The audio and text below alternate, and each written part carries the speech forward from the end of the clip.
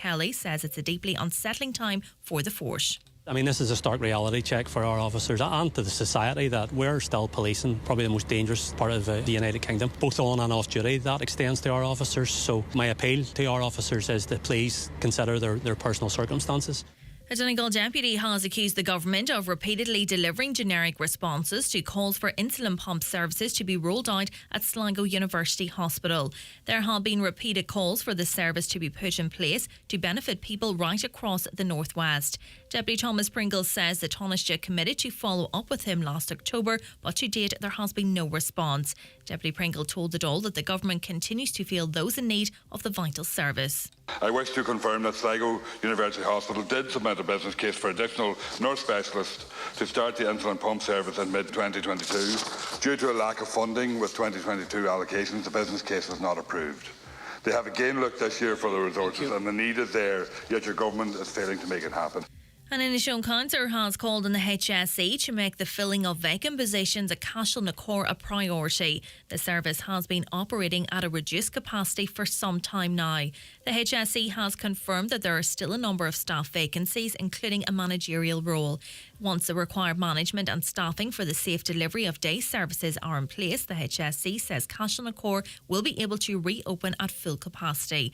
Councillor Albert Doherty says once again it appears efforts are lacking to get the centre up and running again. In the reply today, they still have a bit to go to make sure the full complement of staffing is present, including management and staff nurse positions, and that's far from satisfactory. As a matter of fact, it's the disability services seeming again to be on the hind tit. Weather now rather cloudy today with a few light showers, dry overall with some sunny spells developing throughout the day and maximum temperatures of 8 to 10 degrees. That's all from Highland Radio News for now. We'll be back with news again at 10 o'clock. Until then, good morning. Like to eat well all week at amazing Aldi prices? I like the sound of that. Feed your family for €5 with a delicious chicken casserole. Enjoy Super 6 fresh meat and fish offers, like king prawns 180 gram, save 90 cent, now only $2.59. And try our Aldi Savers offers, like fajita kits, save 38%, now only 99 cent. I don't like it, I love it. Aldi, every day amazing. The county's #1 talk show, The 9 till Noon Show on Highland Radio. And now, The 9 till Noon Show is brought to you by Letterkenny Credit Union, offering low-rate car loans with fast approval. Apply online at letterkennycu.ie or in office today. If you're having any hearing difficulties, at Donegal Hearing Clinic, we can help. If your hearing loss is slight but you want to look into it, or it's got to the point where you've no other choice, we'll do what it takes to resolve your problem.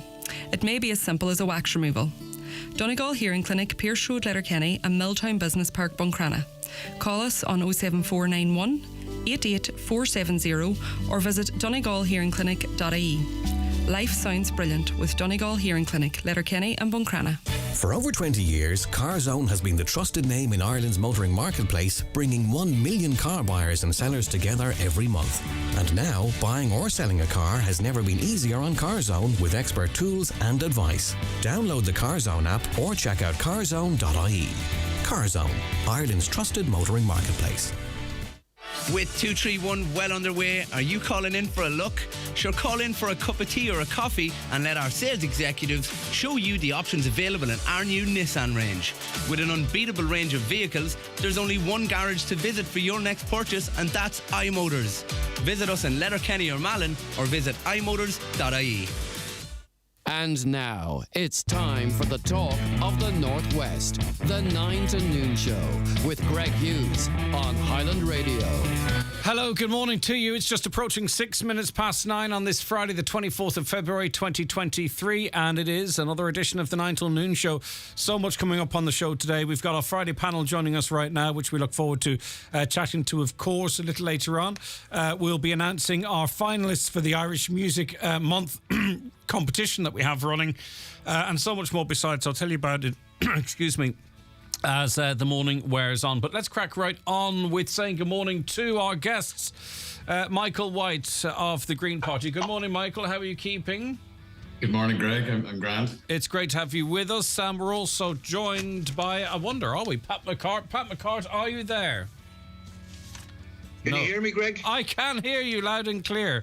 I feel like asking you for your votes for the artists of some Eurovision or other. But anyway, it's great to have you in with us, Pat. And last but not least, Councillor Liam Doherty, Sinn Féin, Councillor in the Stranorlar Municipal District. Good morning to you, Liam. Great to have you on board. Good morning, Greg. Good morning, Michael. Good morning, Pat. Right, morning, how are you all? Good to have you with us, as I say. Right, we'll crack straight on with some of the topics here. Michael White, Chair of the Green Party in Donegal. I mean, it's a year since the war in Ukraine begun. It's hard to believe. I don't know if it feels like twice as long or half as short. It's hard to comprehend, really. But it wears on, an incredible loss of life. Many people will ask, for what? Maybe that forms part of this conversation. Michael, there seems to be no end in sight, even though to some extent maybe we've come a little bit used to the daily news of it. Well, I guess most of us, when we saw the footage this day last year of the tanks rolling across the border and the helicopter attack on the outskirts of Kiev, most of us would have assumed it was game over within a week or so. So it's kind of amazing that a year later, Ukraine is still there. They're still in a pretty good position and they're strongly back. The other thing, given what happened when Russia invaded Crimea in 2014 and nobody really cared, it's also surprising. I don't think anybody predicted the European Union would react in the way it did and so tightly and so emphatically. So that's all positive.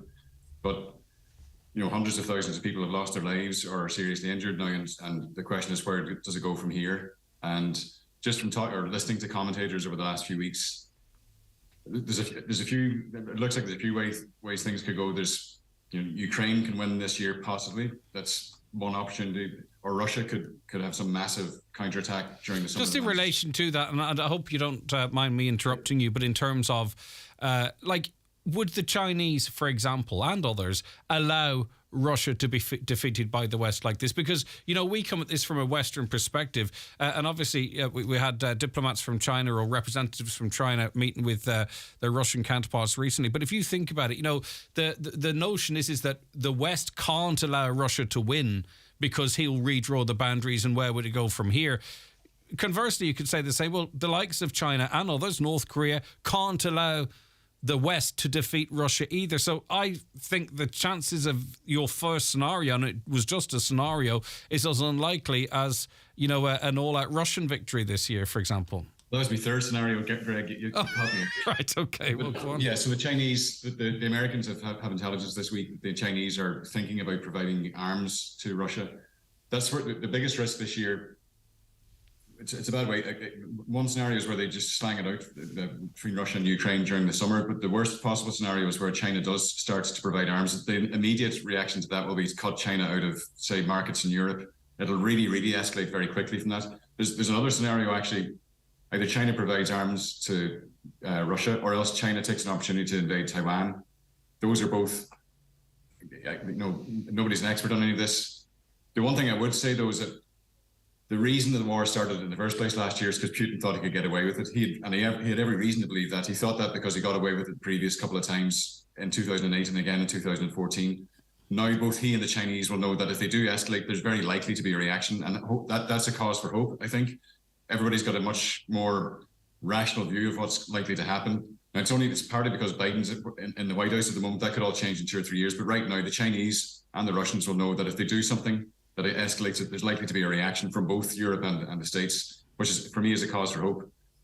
So then you're looking at what could be a possible end state. As you say, the Russians can't be defeated in a sense they can be pushed back into Russia, but they could be defeated in the sense they're pushed back from some of the territory they took last year. Or it seems the Ukrainians will not accept anything that doesn't include Crimea being returned to Ukraine. And it's a sad situation, and I think it is where we're at, is the only thing stopping this going, you know, exploding into something global is mutual destruction. I mean, that's the only thing really, I think, that's... Well, the other thing about this, I don't want to hog all the speaking time, but Russia is no longer a superpower. Russia, as one American described it, Russia is a gas station with a nuclear bomb attached. Russia's economy is slightly smaller than Italy's, so it's not like the Second World War where you had Stalin. You know, Yes, but if the West is fighting Russia in a proxy war in Ukraine, North Korea, China, even maybe you could argue South Korea, they are also potentially fighting a proxy war in Ukraine. What I mean is, what I was saying that is there's a level of fear around this. But what I'm saying is Russia doesn't have infinite resources. It doesn't have the resources it had at the end of the Second World War.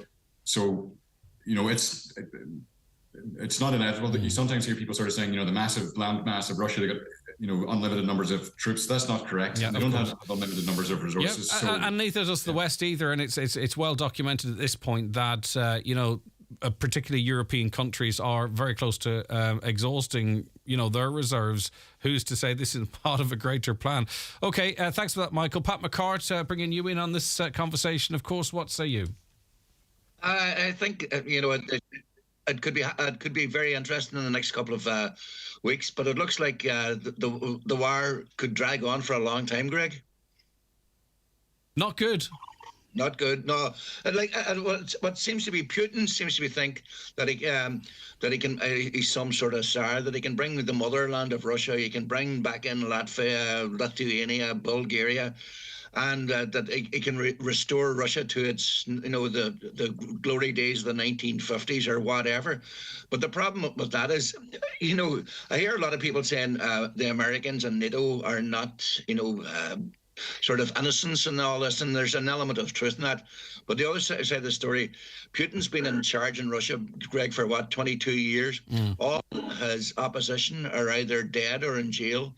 Would you like to be living under a Russian situation? And by the way, I've listened to some people saying, the Russians are getting an unfair deal, but go on, try and I'm not saying America or anybody else has been above board or a sort of guiltless here, but try go over to Moscow and protest about Putin's rule or about the war in Ukraine and see how you get on. So you have to take your. I don't know where you find the good guys, but I think it's quite evident where the bad guys are. Yeah, but he enjoyed huge support, I presume not all brought at gunpoint at a recent rally yesterday, wasn't it? Now, obviously, the Russian people are, for the most part, being, fed a narrative, so you could say they're being convinced in that way or other. But, you talked about who's innocent, who's not innocent. I mean, it depends how far you want to go back. I'm not in any way being pro-Russian or whatever here. But, I mean, we shouldn't forget either all the saber rattling and the moving of or the attempts to move, NATO up to... but if you want to go further back, Greg, I mean, the history between Russia and Ukraine goes back to the 1930s when they imposed a mass famine. Over 3 million Ukrainians died because of what the Russians did.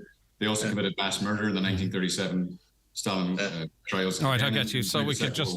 It depends on where you want to cherry pick the history from, I suppose, is what you're saying. It's a long history between the two countries. This is the outcome of it. It's not just what's been happening between NATO over the last 30 years. Okay. Liam Doherty, Sinn Féin councillor in the Strathrola Municipal District. He's, again, I know there's the bigger picture here, but I can't help but think, and I think particularly with young sons, and this is both young Russian people as well as young Ukrainian people, because a lot of the young Russian men and women are being sent to their deaths, perhaps, under false pretenses as well. Whilst we sit here talking about it, there could be 1,000 more wiped out today on both sides, Liam. And for what? Is it for global peace? Is it Putin's ego? Is it Biden's ego? Sometimes I just wonder, what is this all about? Yeah, as you were saying, it goes back a long way. There's a lot of history there. And, for this to kick off just a year ago, as Michael said at the start, it was, thought it was, within a few weeks. I think Russia probably thought the same, that to go in and walk over Ukraine and just and take it over. But it's obvious Ukraine has stood up to them, but at a loss. It's really, I found myself, seeing the kids out there, what they have to go through, and you're seeing them here, you're talking to them here, the ones that has fled and come for better refuge here. It's sad, similar to yourselves, they're just ordinary, everyday people, and they're displaced, and how long is this going to go on for? They don't know. They're living in hotels here and stuff. They don't know where they're going to end up. It's a sad situation to be in for them. and you'd be hoping that they'll come to some agreement shortly, but the looks of it is going to drag on for another while yet. Yeah, and the hope being maybe that the Chinese might try broker something, but they're on a training exercise with Russia and South Africa today as we speak, so they're looking at this in the bigger picture. Pat, in terms of our neutrality, all right, the government has decided, not us the people, but the government has decided that we're politically non-neutral. You know, we're back in Ukraine. Military, we are neutral, all right? That's what we've been told we are. Now, of course, we are sending soldiers from the Irish Army over to train Ukrainians. They say it's to defuse mines and what have you. But does that really mean that we're no longer military neutral? If our army is training their army to fight in whatever form within Ukraine, we can't claim to be neutral anymore, can we? No, Greg, I think our neutrality, remember, I think we were neutral on the side of the Allies during the Second World War. I think the same. I think there's a lot of hypocrisy in regard to our neutrality. Now, I am not saying, that I disagree with what's happening right now, but if you're talking about the concept of neutrality, I don't think we're any longer neutral. Now, when American troops can land in Shannon and we don't inspect what's going on there during that whole thing in Iraq, without question, we're helping the Ukrainians non-stop. Greg, as you use your own analogy, if we're sending people over to help train an army, how can we turn around and say militarily we're neutral? No, we're not. Is that a decision should have been taken by government without consulting its people? Absolutely. Well, apparently, any change to our constitution, there should be a referendum, unless they've slipped in one of the. I don't think we're constitutionally neutral. I did look at this one time before. I'm not sure it's actually. I think there's. I don't believe we are constitutional. Michael, do you know the answer to that? Yeah, I think the triple lock, it doesn't require a referendum, but it requires agreement of the Oireachtas. So I think what you're saying is true. We're becoming non-neutral. I mean, the neutrality, the kind of neutrality is really introduced by Eamon de Valera for really practical, pragmatic reasons to protect Ireland back then. And it's still, the reasons he had back then are still true today. Basically, he was afraid that the country would be dragged into unnecessary wars, or, for example, nobody in Ireland would have wanted to be dragged into the Iraq war with the Americans. Most Irish people wouldn't want to be dragged into any war with most of the Republican presidents of the last 40 years. And that's still a danger. Arguably, the war that's being fought in Ukraine at the moment could have been avoided if the Germans, French and British had got their act together. But Michael, if this being framed as us going over, training them to defuse mines, that means it doesn't have to come before the Dáil for a decision. That appears to me to be a technicality. I think it appears that way to you too. And certainly the Russians aren't going to interpret that as being neutral. They're going to interpret that as helping their adversary. So, we'll slip in. I think one way or the other, neutrality is going to have to be discussed. In practical terms, Ireland is getting bigger economically. We're the same size economically as Austria or Hungary. We're bigger than Denmark. Those countries, and Finland, we're bigger economically than Finland, but our army is very badly underfunded. We are exposed to more risks than we were, as we saw last year when the Russian Navy was going to go around the coast. We need to decide, are we going to rely on the English to fly overhead to protect us from things we can't see? That's a discussion that we do need to have. But you see, Pat, too, we talk about information wars and propaganda, and I know you talked about what life in Russia is like, and I referenced the fact that, their state-controlled media really tells the Russian people what to do. I'm not saying it's on the same scale, but we have our own government here trying to tell us that we're neutral when I think clearly we know we're not. They're telling us that to our faces. But Greg, at least we can have a discussion of it. Greg, I was watching Putin's long address to that Politburo, whatever the hell they call it, the plenipotentiary group, or that group they had. I think it was Tuesday morning, and you watch the body language of the people in that audience. I can bet there's only one news feed that goes out to the wide world, but there are cameras all over the place. And I would bet they were watching like hell, the people in that audience, to see their body language, to see their reactions, and to see how quick they clapped. Greg, you have to ask yourself, a man who's been in power for 22 years, the message all the time, it's a special military operation. Still, and I was reading, believe it or not, a rare book by a guy called Woods, the former... The U.S. Secretary and or John Bolton, sorry, and he basically said Putin just lies straight to your face, and he says blatantly does. And the whole situation in Russia now is.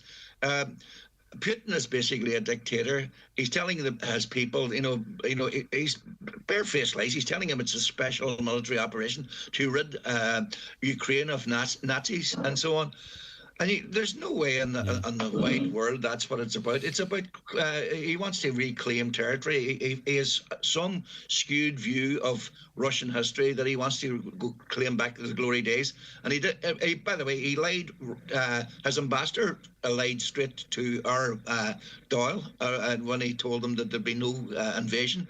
There was 400,000 or some troops amassing on the borders, and he told the world that there'd be no invasion of Ukraine. You sort of go, right, why should we believe a word that comes out of his mouth? Yeah, but we're being told we're neutral, and as I say, I'm not saying they're the same things, but I get you. Liam Doherty, do you have any concerns with, and it being phrased as, we're helping them to diffuse minds, and I suspect it's to avoid this having to be brought up in the Dáil, and maybe it's a conversation the opposition don't want to be drawn into either, so it might suit them to keep quiet. Have you any concerns about the fact that we aren't really neutral any longer politically? We've already stated we're not, we being the government, and now militarily we are sending the best of the best from our army over to train the Ukrainian army for war with Russia on Ukrainian territory.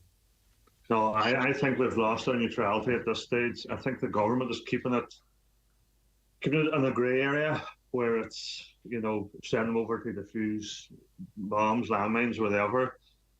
I think they're avoiding having a debate on it. I think that's, as I say, they're keeping it in that grey area where they're saying, no, we are neutral, we're not that. And for having bringing Ukrainians over here and housing them here, to me, that's not been, I don't think that would break your neutrality, but I think it's humane to do that. As I say, I feel there's just the government's keeping it in a grey area, and I think it is something that should be discussed, and it's something that ourselves and Sinn Féin probably should be raising now, at this stage, Like, I think it's a fundamental thing that the people might like some level of consultation, or even an opportunity for those that they elected to have the conversation in the Dáil. Would you welcome that, Michael? Yeah, I do. I would. And actually, it's not, the question isn't just whether we're neutral or not. If we decide we're no longer neutral, that means we have to start spending a lot more money on our army, and it changes what we do with our economy. I think we're heading into a world where that might be necessary. It depends how things go this year. But the world's a lot less straightforward than it was 2 years ago. And it's going to become unpredictable. And we're going to have to decide, or we may not even be given the choice. I think the circumstances where we could be dragged into, say, a number of European allies requiring our assistance, or us as part of the EU being dragged into something, that it's not inevitable, but it's more likely now than it was this time last year. We've got an army of less than 10,000. They're badly underfunded. The equipment's terrible. No effective air power. Those are all things we need to talk about, and we will have to make a decision as a country, not just as some politicians. The country as a whole needs to have this discussion and decide, how do we protect ourselves? Are there alliances we can get into that will protect us?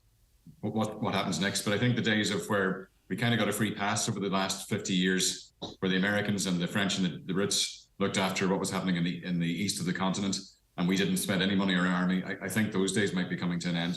All right, Pat McCart, finally, before we take a break and move on, there's been talk about a European army, Ireland being part of it for an awful long time, and there are those out there, and I think they could probably make a strong argument that, to that old saying, never waste a crisis, that this might be used an opportunity to soften opinion by being a little bit involved in training the Ukrainian army to full-blown being part of a European army. Yeah, I've got to agree totally with Michael on that one. You're dead right, Greg. You never waste a crisis, and now I presume there'll be some hawks in the European community who will be saying we need our own protection. Now, it is a wee bit frightening when you see the Chinese and the Russians cozying up. China, of course, has got its own interests in Taiwan, and there's been all sorts of arguments going on with the Americans. The Americans have sent their fleet out by the Taiwan, and they said they will protect Taiwan. So the Chinese are flexing their muscles and telling the Americans, back off, mind your own business. And now, if the Chinese start supplying the Russians with ammunition in the war in Ukraine, we've got, as Michael rightly points out, we've got a different situation. And then it's become very volatile. What happens in Europe next year about gas and all the rest of it? So we're looking down the barrel of a very strange gun these days, Greg. So the world has changed from this time last year. Like we never thought there'd be a war like this in Europe again. You know, at the end of 1945, we thought all things would be sorted out over a diplomatic table with negotiations. The last thing, a full-on invasion. You know, and this is a serious war. But is this not beyond? Is this not really an end of the status quo? In that, yes, we're talking about, you know, what's happening in Ukraine, but there's obviously a redrawing of boundaries or, you know, a power in this world now. You know, the Chinese are looking on at and the Americans are looking on, and Russia. To some extent, you start wondering, is for all what Russia's doing, are they going to be a puppet of some sort or another in a wider, as I say, keep in mind as well, there's a lot of saber rattling in regard to nuclear war as well. But Putin has said on several occasions now that if Russia is under an existential threat, that he wouldn't rule out using nuclear weapons.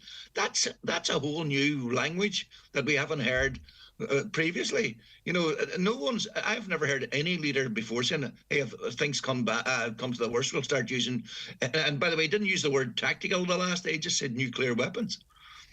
All right, Pat, thank you very much for that. That's Pat McCart, former editor of the Derry Journal. We've got Michael White, chair of the Green Party in Donegal, and we're also hearing from Councillor Liam Doherty, who's a Sinn Féin representative, of course, in the Stranorlar Municipal District. We'll be back with more very shortly. Just to remind you that we want you involved in the conversation as well, of course. WhatsApps and texts to 086 60 25,000, 086 60 25,000, or if you prefer to call, 07491 25,000. Watch the show live now on YouTube, Facebook, and at highlandradio.com.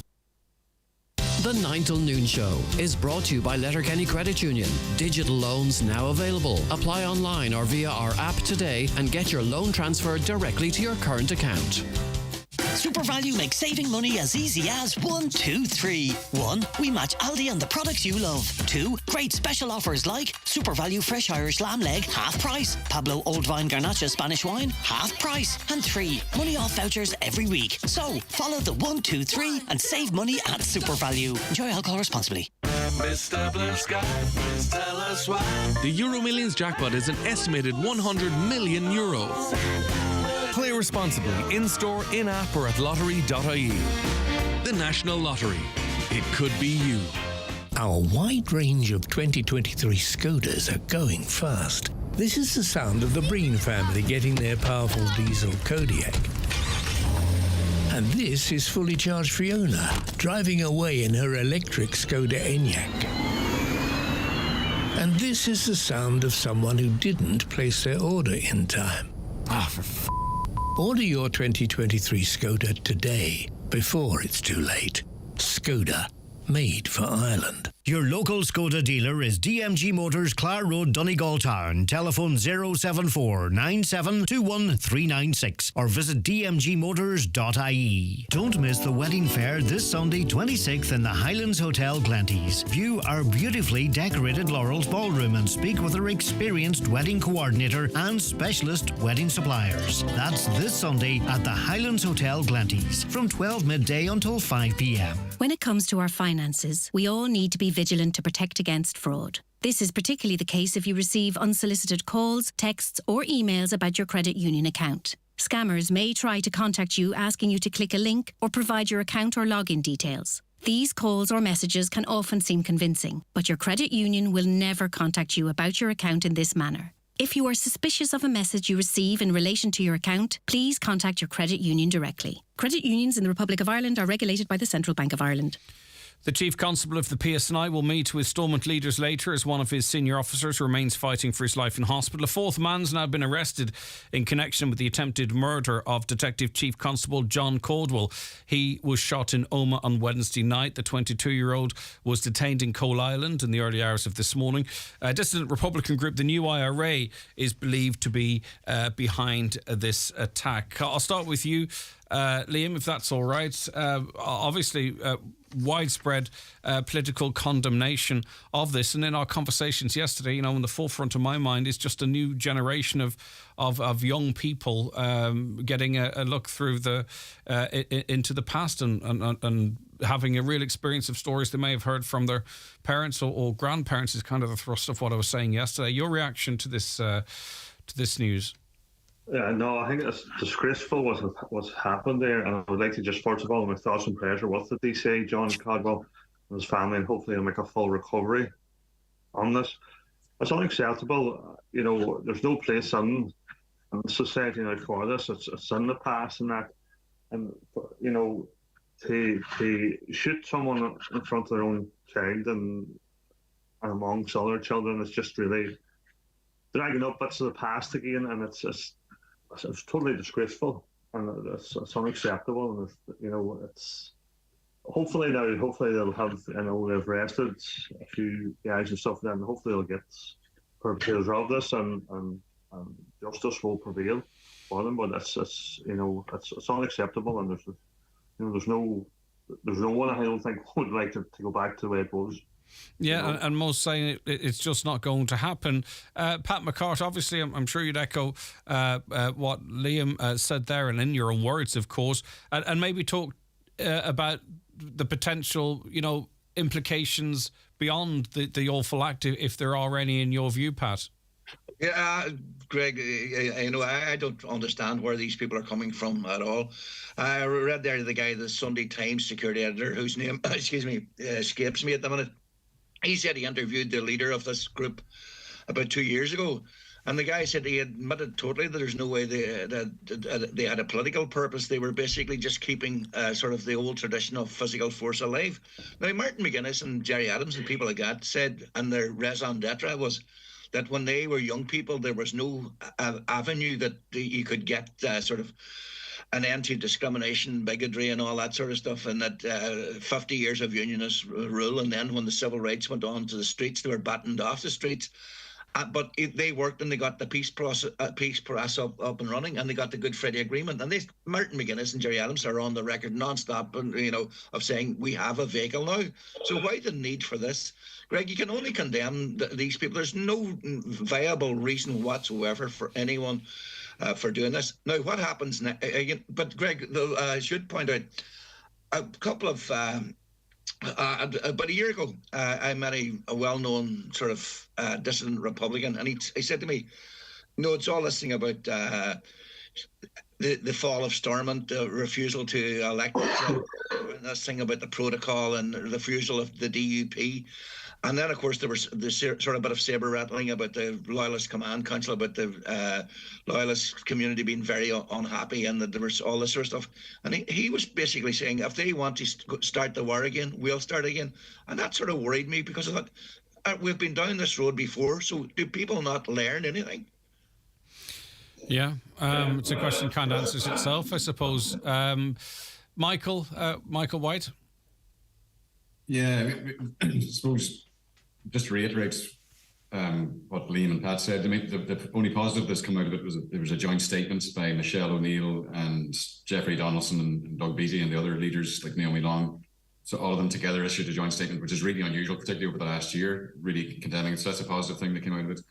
The other thing to be pointed out, like I detest this crap. It's fascist, where there's a democratic avenue open. Some idiot goes out with a gun and tries to shoot somebody. But I don't believe this is really political anyway. These guys aren't spring chickens. Like, the ages of the guys arrested, they're 38, 45 and 47, old enough to have some cop on. It's a disgrace. Obviously, this policeman's investigated 80, 90 murders. Do you believe then this is more the motivation is revenge? Yeah, he's putting the heat on them. I'd say that's more of the driver of it. And also, 10 years or so ago, when somebody made a similar attempted murder, Martin McGuinness came out and called them traitors, and I'd agree with that totally. Guys doing this, they're damaging the future of Northern Ireland and the Republic of Ireland, and I hope they get caught and get nailed for it. Yeah, Liam, we heard what Pat was mentioning there about, concerns that something like this could escalate. He never quite said that, but you know what I mean, in his conversations in the past. In a way, is it possible that incidents like this enforce the fact that the majority don't want to go back there, and actually maybe to some extent, I'm trying to use my words carefully here because I'm conscious that there's a man fighting for his life, but in a way it reminds us that maybe we are in a better place when we have this unanimous condemnation of this. So in other words, rather than us falling backwards, it might strengthen where we're at as we move forwards, Liam. No, I think you're right, Greg. I think it will. It does strengthen it. You know, there's no way it's going to go back to the way it was. No one's going to have the support of that. And, you know, the guys who done that is never going to, you know, get support again. The people sees, the people in the north and south both sees the difference it is with peace and what can be done. You know, 20, 30 years ago, people didn't see nothing else. All it was battling one side against the other. But people sees now the peace, the way that you can, you know, there's no border, there's a border there, but you can just drive over to Derry or whatever, and there's no way it's going to go back. You know, people won't let it go back, and people will, you know, as Michael said, that joint statement this morning, you know, it shows the strength that's there. You know, Pat McCart, maybe one of the, if we were ever to go back, one of the main causes of that might be a political vacuum. And I imagine maybe the conversation you had with that person, you know, a year or so ago was in that context. You know what I mean? That there's no. Yeah, you know, that's one of the problems, Greg. You see. And by the way, I'm trying very hard not to justify on any shape or form these people because I same really as yeah. So that's what. But you see, a lot of people were told years back the way the politics would work, that we could work together, that's, you know, and that we could resolve our difficulties. These people will now point out that, you know, Stormont is a joke. Power sharing is a joke. Brexit has done all sorts of damage. International treaties are not worth the paper they're written on, and that's been their experience. And they're going to use what's been happening in recent times. You know, what's they say, Greg? Nature abhors a vacuum, and there is a vacuum in the north at the minute, and there's a lot of resentment. There's a lot of division. Well, I'll stay with you, Pat, because we seem closer than ever to some sort of an agreement that may or may not, because there's a few players in the game here. Obviously, there's a DUP, and there is that group of Tories, the ERG, isn't it? Yeah. That are interested in no deal in the north. But as I say, the music seems to be that there could be some agreement between the EU and Britain. Are you optimistic of a return to power sharing in Northern Ireland? No, I was some time ago, but not so much anymore. There was a video there in circulation of Jim Allister saying no matter what happens, no self-respecting unionist could possibly go and serve under Sinn Féin as Deputy First Minister. The Sinn Féin are a party that don't want Northern Ireland to exist. So for any unionist to serve as a deputy to that sort of party is, basically, to use the word traitor. Now, as you might ask, but Jim Allister's not a big player, but Jim Allister is seeming to be dragging the DUP by the nose. Himself and Jamie Bryson and the Loyalist Community Council seem to be setting a lot of the agenda for the DUP. And you sort of sit back and say, you know, if I sometimes wonder, is this, you know, Greg, I'll simplify this. See the whole issue. Colin Eastwood of the SDLP was on recently, and he said, no one had ever mentioned the European Court of Justice to him at any shape or form until it was dragged out at the last minute by the DUP to oppose the protocol. So, you know, suddenly it's the major issue. So do the DUP at any stage want to serve on as Deputy First Minister to a Sinn Féin First Minister? All right, well, is that what this is all about, really? Perhaps, but Michael White, you know, democracy's at stake here, because if the scenario comes to pass whereby it's very, very clear that the DUP are not going to go into power again with Sinn Féin for that very reason, you know, there might be a test of really, you know, the will of the people in Northern Ireland. They might not accept that. You know, if there's no legitimate reason, if their concerns have been to a great extent met, I'm not sure really that argument that Pat puts forward, and it's quite likely that that's the way it will pan out, would work for them. unlike Pat, I'm a bit more hopeful. So I tell you, the reason I'm hopeful at a big level, Joe Biden wants to come to Ireland in April to celebrate the 25th anniversary of the Good Friday Agreement. I think there'll be a huge amount of pressure on the English to try and get it sorted. That's one thing. Secondly, during the week, Rishi Sunak met with a lot of Northern Ireland business leaders, and they're quoting from The Guardian, they were saying that they were impressed by his command of the detail of their problems with customs, VAT, state and tariff, blah, blah, blah. The point is that, like Johnson, not even the Northern Ireland secretaries over the past 4 years showed any knowledge of the detail of the agreements. Even the guy that negotiated the agreement didn't seem to understand it. So Rishi Sunak seems to be more on top of the detail. Pat's point about Jim Allister driving the DUP to an extreme, there is that group, and there's the ERG group and the Conservatives that would like to screw everything up. But I think it depends. For me, I think the Americans will set some of the context. The Europeans are obviously driving this too. Britain does depend a lot on the services exchange with Europe, and that's not yet being finalised. Like if the English do reopen this, the Europeans will retaliate, and they know they will retaliate. So I think that at a high level, can I come of back course, in? Pat, straight back in. I understand Michael's point, but the fact that Biden's coming here doesn't mean that the DUP goes back into. They can have an agreement between the EU and the UK. That doesn't mean for a second that the DUP are going to set up re-engage with Stormont. And let's not forget their language either, wasn't it? They said that Biden, a couple of months ago, they said Biden could be coming over to celebrate the death of the Good Friday Agreement. I guess the alternative then, and I know Liam might want to get in here, but the alternative will be if Stormont never goes back, then you're going into either joint authority or direct Westminster rule. Direct Westminster rule isn't a viable alternative in the long run either. So I would have thought that whatever the DUP say in public, Jeffrey Donaldson and his colleagues will want to get their hands back on the cash box at some point. It'd be very hard for them to make an argument not to go into power purely because they couldn't serve under Sinn Féin. I think that would be a hard line to sell. Now, obviously, they could frame it in different ways, but Liam, your views on this, and we'll come. I want to get Pat back in as well, of course, but we want to hear from you as well, Liam. I think myself, I don't know if you could ever really please the DUP, but I know they are using the protocol as an excuse here. Call a spade. Like they don't want to serve with Sinn Féin. They don't want to serve under Michelle O'Neill, and I think it's totally wrong. Michelle O'Neill was elected and within the position of First Minister. At this stage, Michelle O'Neill should be serving as the First Minister, and it should be, they need legislation passed there. They need, there's a waiting list there. There's different, the cost of living costs there. The people in the north needs Stormont up and I'm going not being again. facetious, but I've got news for them if they think a government changes any of that because of the experience here in the Republic. But I do take your point in terms of allocating funds that are available and all that kind of stuff. Pat McCart, just in your view, and I'll bring you all in again, of course. In terms of the tail wagging the dog, right? Who's the dog and who's the tail between the ERG and the DUP? It's the DUP at the minute. Are they the dog or the tail? Greg, I'm sorry, I'm not even sure. The ERG are saying they will agree with whatever the DUP want. So, Greg, you've lost me. I'm not sure which one that makes them, which one the dog and which one the tail. Yeah, I get you. All right. So basically, our ERG said unless it's acceptable to the DUP, they will not go along with it.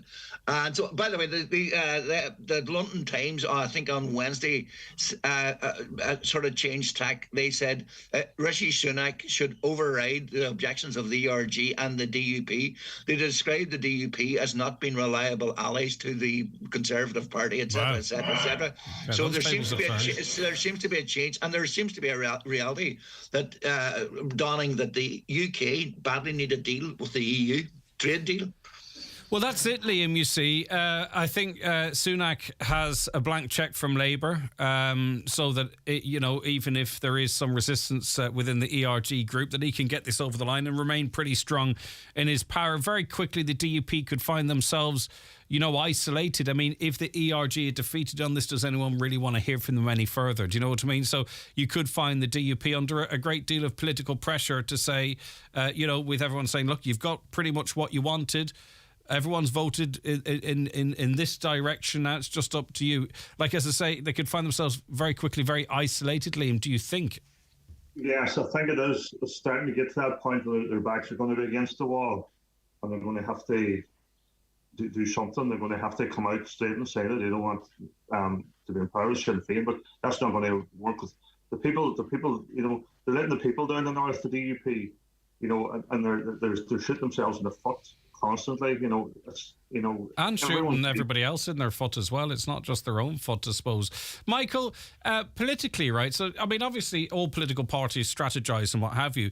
The DUP now are behind Sinn Féin, obviously because Sinn Féin would get the front seat. But they're not going to change that out of power, are they? So if they do have aspirations of maybe turning that tide, it's going to be, isn't it, in government, making decisions, being able to go to people's doorsteps and saying, look, this is what we can deliver. Do you know, it's not in the DUP's interest if what they are afraid of is being second fiddle to Sinn Féin. It's not in their interest to be out of power then. That wouldn't make much sense. Yeah, no politician wants to be out of power for long term. What I think in the short term, though, they're trying to, as Pat pointed out, that Jim Allister is driving them at one point. The DUP seem to want to shore up their support among the more conservative unionist groups. Also, for them to grow, really, they'll have to try and absorb more of the Ulster Unionist Party. It doesn't look like the DUP ever plans to try and get some of the middle ground, like the Alliance supporters. But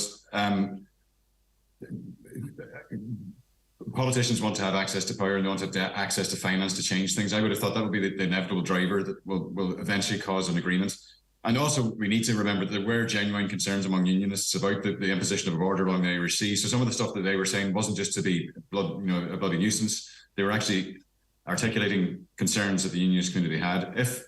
If the UK government could sell to them that the agreement they've come to with the EU resolves all of those issues and helps the DUP sell it to the more extreme members of their party, you might get it across the line. Bertie Ahern this week just saying that's be cautious and proceed with caution because you need to get all your ducks lined up in a row. His view is that you're not going to get something done this week or next week. It's going to take a bit more time to get it finished up. Right. He seems hopeful that it can be achieved. All right, it's interesting that you're quoting Bertie Ahern on that one. It's very interesting. Pat, but listen, I know what you've been described as being less optimistic on this, but listen, your knowledge and experience can't be ignored in that regard. So if the situation plays out as you fear it might, what happens next then? So what is how do things move forward, if at all, if the DUP resists this then? Well, I think Michael might have already alluded to it. I think what's happening next, if Stormont doesn't come back, what happens is direct rule, but it would be a direct rule with a more green tinge, I would think. I don't think a joint authority is on at the minute. The unionists would go absolutely ape if there was an attempt right now to introduce joint authority. So if Stormont doesn't come back, Greg, the Secretary of State, for years when I was on my other life as editor of the Journal, I remember you used to go up to Hillsborough and places like that, and you'd meet a whole plethora of British ministers. They were making all these decisions. There used to be a full sort of cabinet. There was the Secretary of State, and then there'd be 7 or 8 various MPs from the quote unquote the mainland making decisions for Northern Ireland. I think I would think Sinn Féin and the nationalist community would have serious objection to direct rule. But if Stormont doesn't come back, that's what and reality we're going to have. What if this might be a scenario that can't play out? But what then if the British government start trying to put a bit of pressure on by starting to suggest that maybe there could be some joint direct rule? Oh, that's going to have to come. No, I don't think it's going to happen overnight. But that would be very hard for the DUP to contemplate, I'd imagine. Yeah, but the reality is, right, let's go back to Jim Allister. The thing, it's floating around social media. He was speaking at some private do or other, and he's saying very clearly, no self-respecting unionist could serve under Sinn Féin. So, right, if he is reflecting what's happening on the ground, and by the way, he got a massive round of applause. The LCC, the Loyalist Community Council, came out with a quite strong statement the last day. Jamie Bryson, who seems to be the spokesperson that's on every media outlet now in Northern Ireland for loyalism, he's saying... Which is really quite remarkable, actually, because he got 176 votes or something. Exactly, and he's constantly platformed as if he's the voice of unionism, particularly by Mr. Nolan, it has to be said. Yeah, he was on Nolan again the last night, and I'm sitting going, they're talking about dissident Republic. He's on the Claire Byrne show as well recently. Would a distant Republican who got 176 votes be allowed on an ISIL? But you know what I thought interesting about that? Sorry, Pat, because I'm distracted. But about Nolan's, I can't remember his name for Stephen. No, I can't believe that. Stephen Nolan platforming Mr. Bryson in Northern Ireland. All right, that's fine. I was listening to 5 Live one evening at 11 o'clock. Across Britain and Northern Ireland, and who comes on? A loyalist framed as a unionist spokesperson. And I was thinking, wow, does the general population know that a person who couldn't muster 200 votes is being wheeled out as the voice of unionism? I thought that was I thought it was a bit irresponsible, I'll be honest with you. Greg, he's been given a serious platform, and you see that people seem to be leading the DUP by the nose. And if this happens, so our democracy has been subverted by people who cannot get elected. But also, it's not just by them; it's the people on the BBC making the editorial decision to enable him to do that. And that BBC Northern Ireland, there are some questions to be answered. If you read the book about the Cash for Ash scandal, they talk about Sam McBride. Somebody from the BBC and somebody from the DUP holding a prayer service before a programme started. It's anyway. Does it happen in RT? Does it happen in Highlands? Greg says prayers every morning. I don't know what to say. Is that no comment? I don't know. Come here. Listen, thanks very much for that. We'll be back with more from Liam, Pat and Michael after these. The 9 till noon show with Letterkenny Credit Union, now offering mortgages from 40,000 to 600,000 euro with no hidden fees or transaction charges. Letterkenny Credit Union, 9102127. Green Shoes at Market Square Letterkenny are proud to announce that they're now stocking Riker footwear. Riker blend fashionable styles with incredible comfort, striking the perfect balance between fashion and practicality. All Riker shoes are made using unique anti-stress and anti-shock technology to provide the essential support and comfort the brand is known for. Try any of the new season Riker shoes now at Green Shoes, Market Square, Letterkenny. At Shannon Airport, we know what makes a dream holiday. It's not just the huge choice of destinations like Chicago, Paris, Newcastle, Naples, Barcelona and Porto. It's the hassle-free experience that makes getting through our airport a dream. So whatever dream holiday you're packing for, head for shannonairport.ie. Shannon Airport, making it easy. At SuperValue, we make saving money go further. Whether it's cooking, storing or freezing, the NutriFresh range has you covered. Simply scan your Real Rewards card to collect one NutriFresh token for every €1 you spend. Collect 300 tokens and redeem an item for as little as 1 cent. So start collecting today and save money the easy way, only at SuperValue. For day-to-day healthcare needs, generations have trusted the experienced staff at McGee's Chemist Letterkenny. From coughs and colds to aches and pains, from vitamin supplements to first aid essentials. McGee's have what you need when you need it, with a full prescription service available daily. McGee's Chemist, Main Street, Letterkenny. For healthcare help and advice you can always trust. Highland Radio weather updates with Ireland West Airport. Thinking of a sun holiday this summer with the family? Fly to Alicante, Malaga, Faro, Lanzarote, Mallorca and Milan with Ryanair. Ireland West Airport. Don't just take off, take it easy. Rather cloudy today with a few light showers drifting in from the north on a moderate northerly breeze. Lots of dry weather overall though, and some sunny spells will develop as the day progresses. Maximum temperatures 8 to 10 degrees, and it seems, according to the longer range weather forecast, that it's going to be pretty dry and slightly warmer on the west than in the east for the next week or so. Caller says unionists will never ever serve under Sinn Féin First Minister. There's no power sharing in Northern Ireland unless it's under unionist rule. The quicker that's accepted, the better. Another, hi Greg, could you please ask Michael White, who is the Green Party local area representative in Donegal, to explain the reasons behind the huge increases in the price of wood pellets over the last year, which have doubled in price, and what are the Greens doing to help people sustain this increase? The price went from €800 to €1,600. They believe this is price gouging. I'm not sure if you can answer specifically about wood pellets, Michael. And I'll try and find out.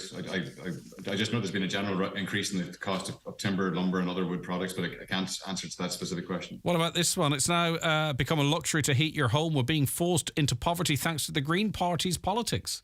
I think, in fairness to the correct. Eamon Ryan's the one that introduced the £200 credits. So there've been 2 so far and another coming in March. So the reason we're being forced into paying high price bills is because Putin invaded the Ukraine and the gas prices went up internationally. Those prices are beginning to come down now, so energy prices should reduce. Yeah, Pat, it's taken a while, isn't it, for the prices to come down? And then we're sold this pup that, all the energy companies hedged long in advance, and it takes forever for wholesale prices to feed down to the customer and blah, blah, blah, blah, blah. Do you ever feel we're just being treated like mushrooms, if you know what I mean? Absolutely. The international markets, what's happened in the last year, that Shell, BP, those guys are creaming it. That's ridiculous, and we should get the money. That windfall tax should be taken off them. Also, the European energy prices are tacked to the gas prices. That's what caused the big problem last year when gas prices went up. Even though we don't use that much gas in comparison to other products, all of our prices went through the roof. That needs to be changed, and apparently, though, it's going to take 2 years to get it sorted out. All right, okay. We don't really have time to move on to anything else before the break, so Liam, I'll just ask, are you in a sauna? No. You look like you're about to whip that polo neck off and throw some water on the...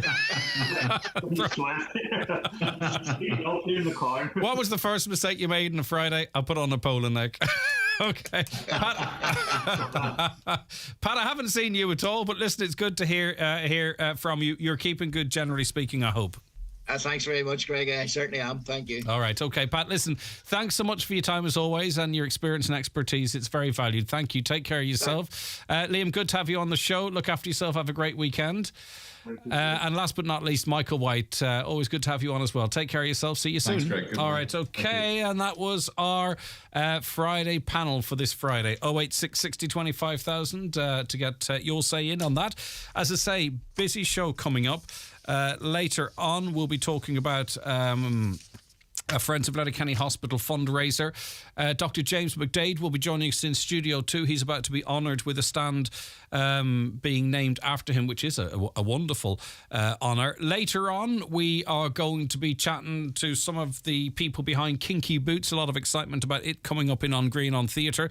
Really excited to be unveiling the 4 finalists for the Irish Music Month, and we'll be telling you a little bit more about that and how that competition will work. But we've got 4 entrants, and there are 4 really, really, really strong finalists. Paul and Jimmy will be joining us after 11 to go through all that with us. But let's take a break for the news and obituary notices now.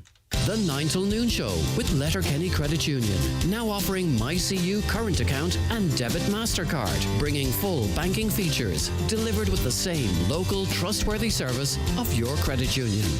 Final call for entry to the .ie Digital Town Awards, celebrating the digital achievements of towns and communities across Ireland with a €100,000 prize fund. Enter by March 3rd at weare.ie. For great nights in, choose Centra and choose great big savings while you're at it. Choose a selected sharing bag of crisps, 1 Cadbury chocolate pouch and 1 7-Up Pepsi or Club 1.25 litre, all 3 for €5. Whether it's a big game, movie or box set, make it a great night in with Centra. Centra. Live every day. We at Highland Radio love Irish music and we want to show our support. Throughout Irish Music Month this March, in partnership with Hot Press Magazine, we're asking you to support the Irish musicians, artists and bands who make every party, every drive home and every day magic.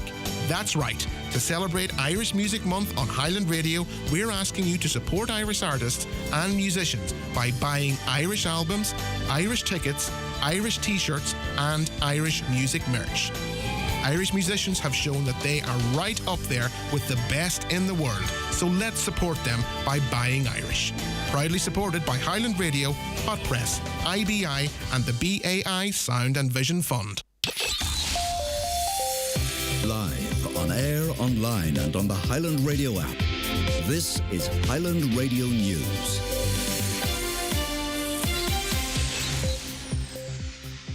Good morning, it's Donna Marie Doherty with the news at 10 o'clock. The Chief Constable of the PSNI will meet with Stormont leaders later as one of the senior officers remains fighting for his life in hospital. A 4th man's now been arrested in connection with the attempted murder of Detective Chief Inspector John Caldwell. He was shot in Omagh on Wednesday night. The 22-year-old was detained in Coal Island, County Tyrone in the early hours of this morning. Dissident Republican group, the New IRA, is believed to be behind the attack. Donegal councillor Liam Doherty condemned the shooting on today's 9 till noon show. It's unacceptable. There's no place in the society now for this. It's in the past and that. And, you know, to shoot someone in front of their own child and amongst other children is just really dragging up bits of the past again, and it's totally disgraceful. The HSE is encouraging those attending the Donegal versus Galway game in Letterkenny to avail of their mobile vaccination unit. It will be located outside O'Donnell Park from 11:30am to 2:30pm. The vaccine will be available to those aged 12 years and over, with a parent or guardian accompanying anyone under than and including 16 years old. A photographic ID is required. A Donegal deputy has accused the government of repeatedly delivering generic responses to calls for insulin pump services to be rolled out at Sligo University Hospital. There have been repeated calls for the service to be put in place to benefit people right across the northwest. Deputy Thomas Pringle says the Taoiseach committed to follow up with him last October, but to date there has been no response. Deputy Pringle told the Dáil that the government continues to fail those in need of this vital service. I wish to confirm that Sligo University Hospital did submit a business case for additional nurse specialists to start the insulin pump service in mid-2022. Due to a lack of funding with 2022 allocations, the business case was not approved. They have again looked this year for the resources and the need is there, yet your government is failing to make it happen. An Inishowen councillor has called on the HSE to make the filling of vacant positions at Cashel na Cór a priority. The service has been operating at a reduced capacity for some time now. The HSE has confirmed that there are still a number of staff vacancies, including manager position. Once the required management and staffing for the safe delivery of day services in this place, the HSE says Cashel na Cór will be able to reopen at full capacity. Councillor Albert Doherty says once again it appears efforts are lacking to get the centre up and running once more. In the reply today, they still have a bit to go to make sure all the full complement of staffing is present, including management and staff nurse positions, and that's far from satisfactory. As a matter of fact, it's the disability services seeming again to be on the hind tit. Bord Escawara has found Irish seafood among the lowest emissions of all food production in Ireland. The study, which is the first of its kind, is a commitment of the Government Climate Action Plan and provides the important baseline for the Irish seafood industry. Michaela Clark has more. The study identifies targeted strategies to help minimise the carbon emissions associated with the production of seafood in Ireland. It found that carbon emissions for the sector are just under 400,000 tonnes of CO2, less than 2% of those produced in other key food sectors. This number includes the emissions from both farmed and wild seafood. Farm mussels, which are rope-grown, oysters and wild-caught mackerel are the most environmentally friendly. While fuel accounts for more than 90% of the carbon produced, the processing and transportation of product make up the remainder. The transition to hybrid fishing vessels and alternative fuel sources are being explored as an opportunity to further reduce the emissions of the industry. Later this year, BIM are expecting to release a report under the Climate Action Plan 2023 on the role such alternatives will have on the Irish seafood sector. A water outage issue has been reported for Coolidary. As a result, there may be traffic disruptions due to repair works. The works issued by Donegal County Council may cause supply disruptions to Coolidary, Maharan Upper and surrounding areas. They are scheduled to take place today from 9am until 5pm. It is recommended that you allow 2 to 3 hours after the estimated restoration time for your supply to fully return.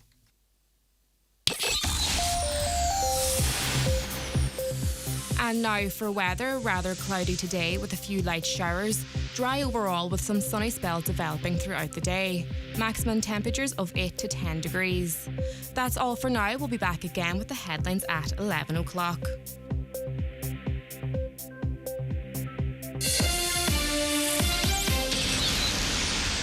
The obituary notice is for this Friday morning, February the 24th.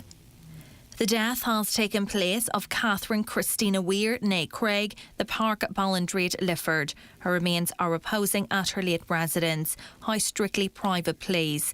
Funeral leaving from there tomorrow afternoon at 1:30 for 2 o'clock funeral service in Ballindrade Presbyterian Church, followed by burial in the family plot in the adjoining graveyard. Family flowers only please, donations in lieu to the Donegal Hospice and Ballindrade Presbyterian Church, care of any family member or Terence McClintock, funeral director. The funeral service can be viewed live on Craig's Media Facebook page. The death has taken place of Catherine McGillian, London and formerly of Strabane, reposing at Quigley's Funeral Home Strabane this evening from 7 until 8 o'clock. Funeral leaving the funeral home tomorrow morning at 9:30 for Requiem Mass in St Mary's Church, Melmount at 10 o'clock. Interment afterwards in the adjoining cemetery. The Requiem Mass can be viewed live via the parish webcam. The death has occurred of Moya Gallagher, née McGinty, Ballybobbaneen, Cloughan. Moya's remains are reposing at her late residence. Requiem Mass will take place tomorrow morning at 11 o'clock in Our Lady of Perpetual Succour Church, Glenfin, with interment afterwards in Kilty Vogue Cemetery. Rosary tonight at 9 o'clock, with family time please from 10 p.m. and on the morning of the funeral. No flowers please, donations in lieu to Cloughan Day Care Centre, care of any family member or Marley funeral directors. Requiem Mass can be viewed on mcmmedia.tv. And the death has taken place of Margaret Rose Sheridan, Glencross, Rathmullen. Remains are reposing at her home. Funeral Mass tomorrow morning at 11 o'clock in St Catherine's Church, Auchterlin. Burial afterwards in Rathmullen Cemetery. For more details, including any family health guidelines for wakes and funerals, please go to highlandradio.com.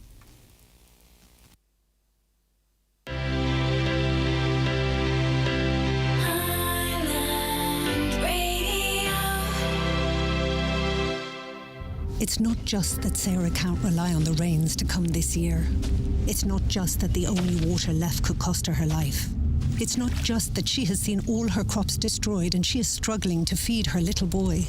Like thousands of parents living in regions devastated by drought, Sarah is living in fear, and it's not just. This Lent, your help can make all the difference. Visit trocra.org or call 1-800-408-408. Trocra. Together for a just world. Okie dokie, very welcome back to the 9 till noon show for this Friday morning, the 24th of February. Thank you for choosing us today. Stay with us, as I said just before the news here. We've a lot of different interesting stuff coming up, so I don't want you to miss out.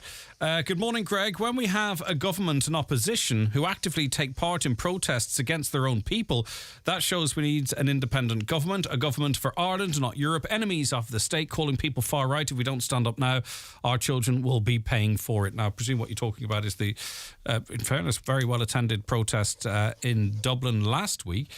But you see, there are different views. I mean, you could argue that the government and opposition were standing with the people that disagree with you.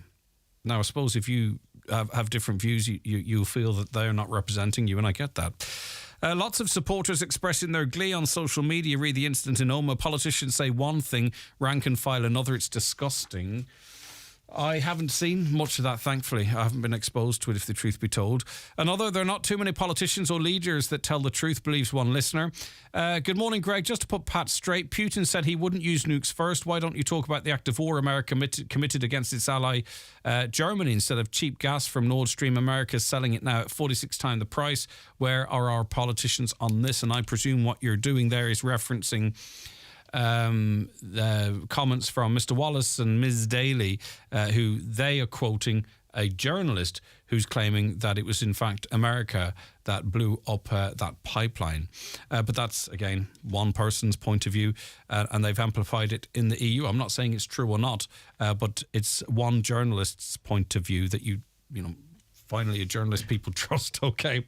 What kind of mentality have your panel got when they think we should increase and give more finance to our army when one small nuclear warhead would wipe out our entire country? I'm not sure any of them advocated for increasing finance to the army. I think what they were saying is that it's an inevitability that that's what we are going to have to do. They certainly, as far as I could read, weren't endorsing it. They were just saying that this is probably where we're going to end up. Another caller says there are groups been highlighting the need for improvements within our defence forces for years. It's been falling on deaf ears, and now look at where we are with numbers less than 8,000 when we should have a strength of 10,000. Okay, thank you. Where were we ever neutral? Irish Defence Forces have been involved in NATO missions in the past, peace enforcement missions as well as peacekeeping. Yes, I get you. I understand what you're coming from, but this is next level stuff. I think we have to admit that if we have the Irish army training the Ukrainian army to fight the Russian army, it's that to me goes beyond peacekeeping missions. And that's why it's worthy of speaking again. NATO good, Putin bad. Any chance of balanced view here? Well, you got it. So any chance of balanced ears? I thought that we had quite a balanced conversation there about who's right, who's wrong, and the motivations for this war, and the West might be having theirs. I actually thought you got a reasonably balanced conversation in the first hour there. Russia never attacked anyone till NATO came to its borders. I get that too, but the reality is that Russia is looking to bring its borders closer to NATO borders as well, because if they get Ukraine, they're getting closer and closer to NATO. Do you know what I mean? So you could argue that seems a little bit of a flawed argument, but look, a lot was going on long before that happened. There's a bad oil spill, by the way, in Creasla heading into Dunfanaghy. Drive with care, advises a fellow motorist there, okay? So be careful out in the roads there. Let me see. In one hand, we're condemning the Russians, and rightfully so, and on the other hand, we're sending millions to countries that condone their actions. This is one really confused world. Someone's been taken for a joke, and that's why I think really everything that's going on, and I believe the superpowers are involved in this, is to redraw the world, the boundaries, the financial powers, whatever it might be, because, as I say, China, very much interested in what's happening in Eastern Europe, North Korea, I'm sure. There's lots of little wars that have popped up in a number of different countries around the world as well. This instability has caused that. They're not very much reported, but it's happening. The world is in a difficult place at the moment. There's always hope, by the way. I'm not being overly negative, but you just wonder sometimes where that might come from at this point. Good morning, Greg. A quick question for your panel today. Basically, the United Nations have managed eventually to take a vote and unequivocally condemn the Russian actions in Ukraine and call for their immediate withdrawal. However, certain nations either abstained from the vote or even actually voted against it. Amongst them was Pakistan, South Africa, both of which other governments send foreign aid to in the millions. The UK government and did any other government in Europe also send foreign aid to these countries that either voted with Russia or refused to vote against them? My question is, why does the situation even exist when we're talking about homeless people on our streets and struggling to put roofs over people's heads in areas with mica and pyrite? You see, we can't, though. I get where you're coming from, and I'm not sure if what is the right thing or what's the wrong thing. And I hope in this whole conversation here, I'm learning all the time and changing my views or forming my views. The bottom line is though, we can't be insular and just think that we pull up the drawbridge, we are completely on our own, we don't get involved in everything, and we'll be okay. The bottom line is we are very much intertwined with the United States as it relates to foreign direct investment here, which gives us the money. Now, we could argue about how it's spent or not all day. We are heavily reliant on Europe as well. How we might function on our own remains to be seen. But if we were to completely isolate ourselves, are you confident that the defective concrete blocks homes would be rebuilt? Are you confident that we'd have the resources to solve the problem of homelessness? We are a very small country, 5 million people. We're a very rich country. There is no reason why we should have hundreds of thousands of people living in poverty, why we should have so many people homeless. And we know it's not just about providing homes, don't we? We know there has to be more supports for a lot of people as well to ensure they have the best outcomes. It shouldn't be beyond us. We are a country, and when I say this, of course, I'm on about in terms of governance. We're a 32-county country with a population greater than 5 million. I hope you understand, I recognise that, but I'm talking about the country that the Republic of Ireland and the government that has control of that, around about 5 million plus.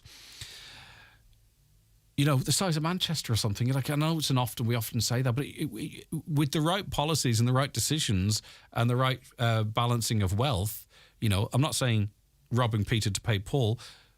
We should live in a country where everyone lives really quite comfortably and in a house. We should be, but we're not. And who's to say if there were any changes in power that might change? I don't know. But what do you think? 086 60 25,000. I'm only sort of putting out the proposition there. The county's number one talk show, The 9 till Noon Show on Highland Radio. It's time for NC. The new TFI Live app from Transport for Ireland makes getting real-time information and planning your journey on TFI buses, trains and trams easier than ever. The TFI Live app combines the Real-Time Ireland and Journey Planner apps, which are no longer supported from the 22nd of February. You can also search for timetables, save your favourite trips and stops and more. Download the TFI Live app on Android and iPhone for free today. See transportforireland.ie.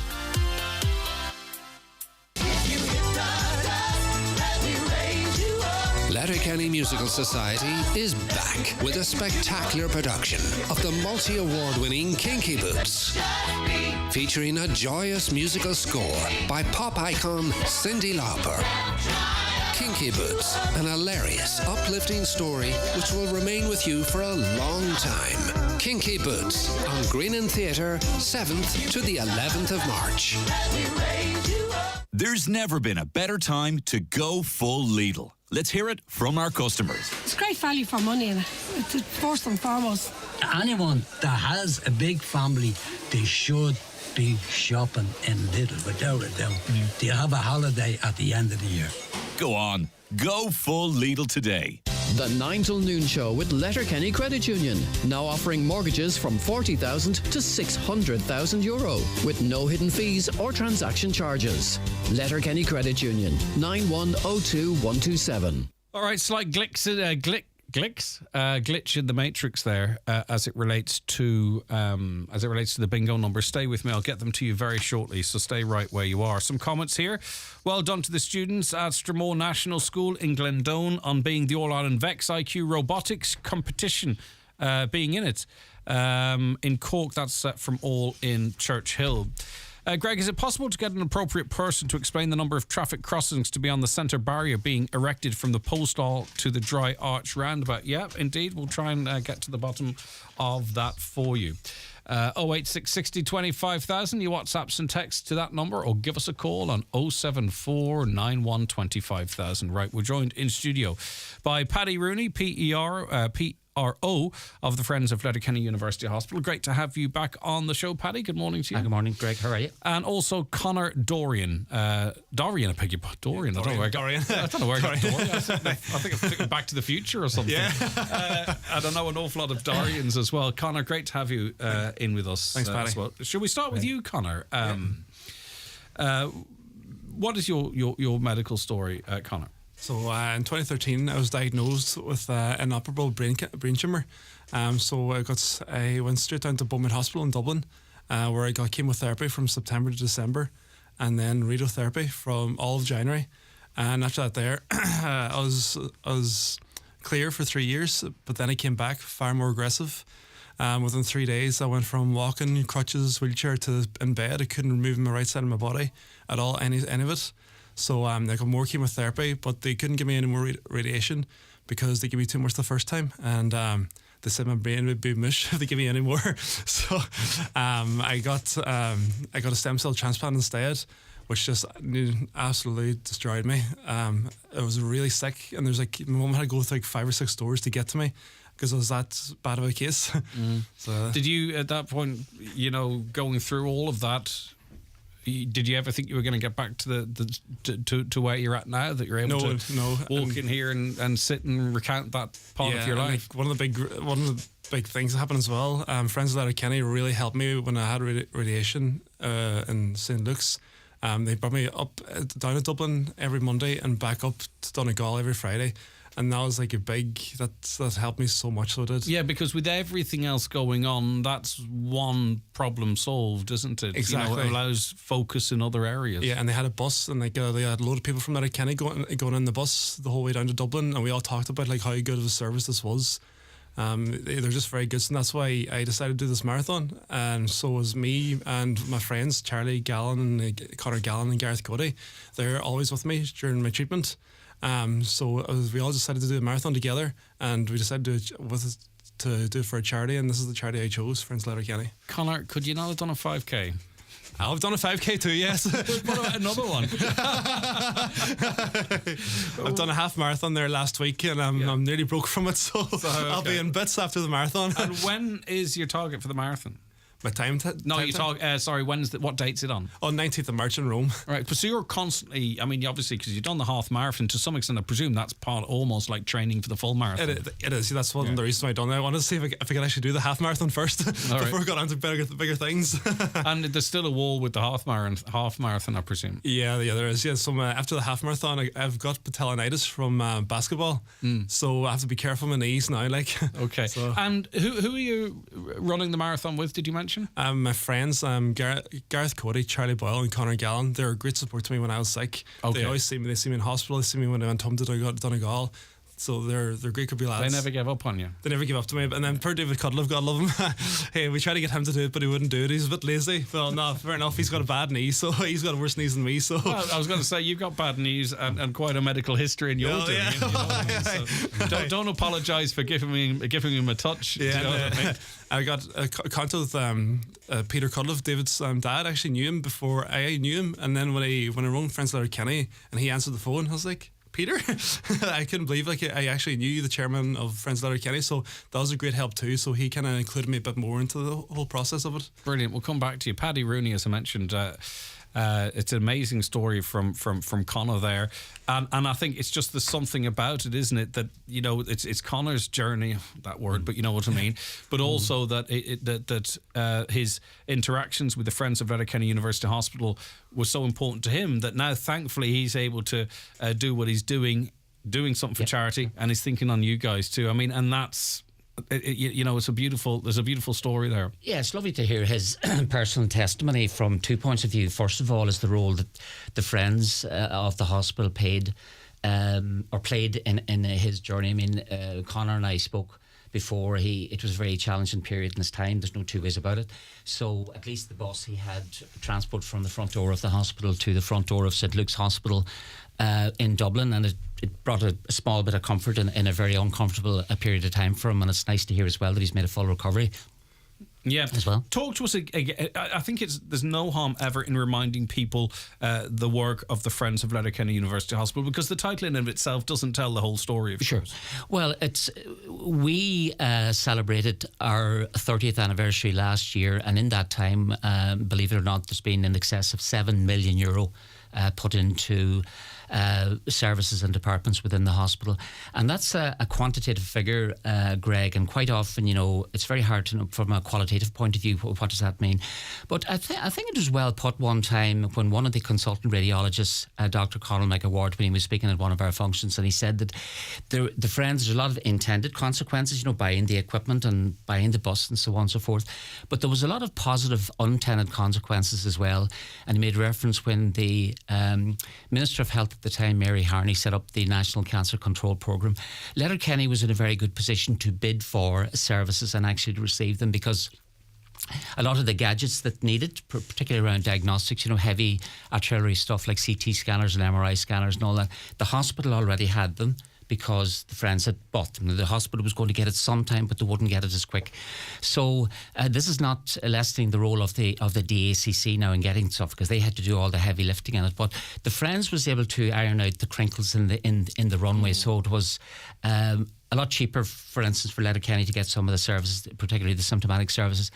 And the other point that he made as well, which is often lost in this, is that it's no secret, Greg, that a lot of hospitals around the country, particularly outside of the Dublin hospitals, find it difficult to recruit consultants in some specialties, right? Not all, some.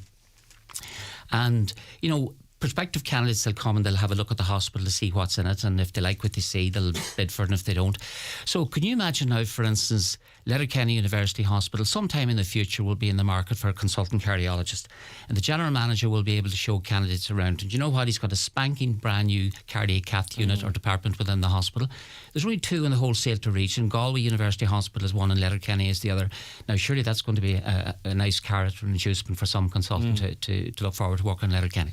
So is it a case that really maybe sometimes that we live in the moment and very reactionary to what's now, but to some extent in the background you have to be playing the long game. You have to try and ensure that when you're trying to get a door pushed open, that it's ajar at the very least. Absolutely, yeah. There's no two ways about it, because there's another unintended consequences that came out of the Friends as well, and that's about the lobbying role that goes on behind the scenes that you never really, it's never really out to the front.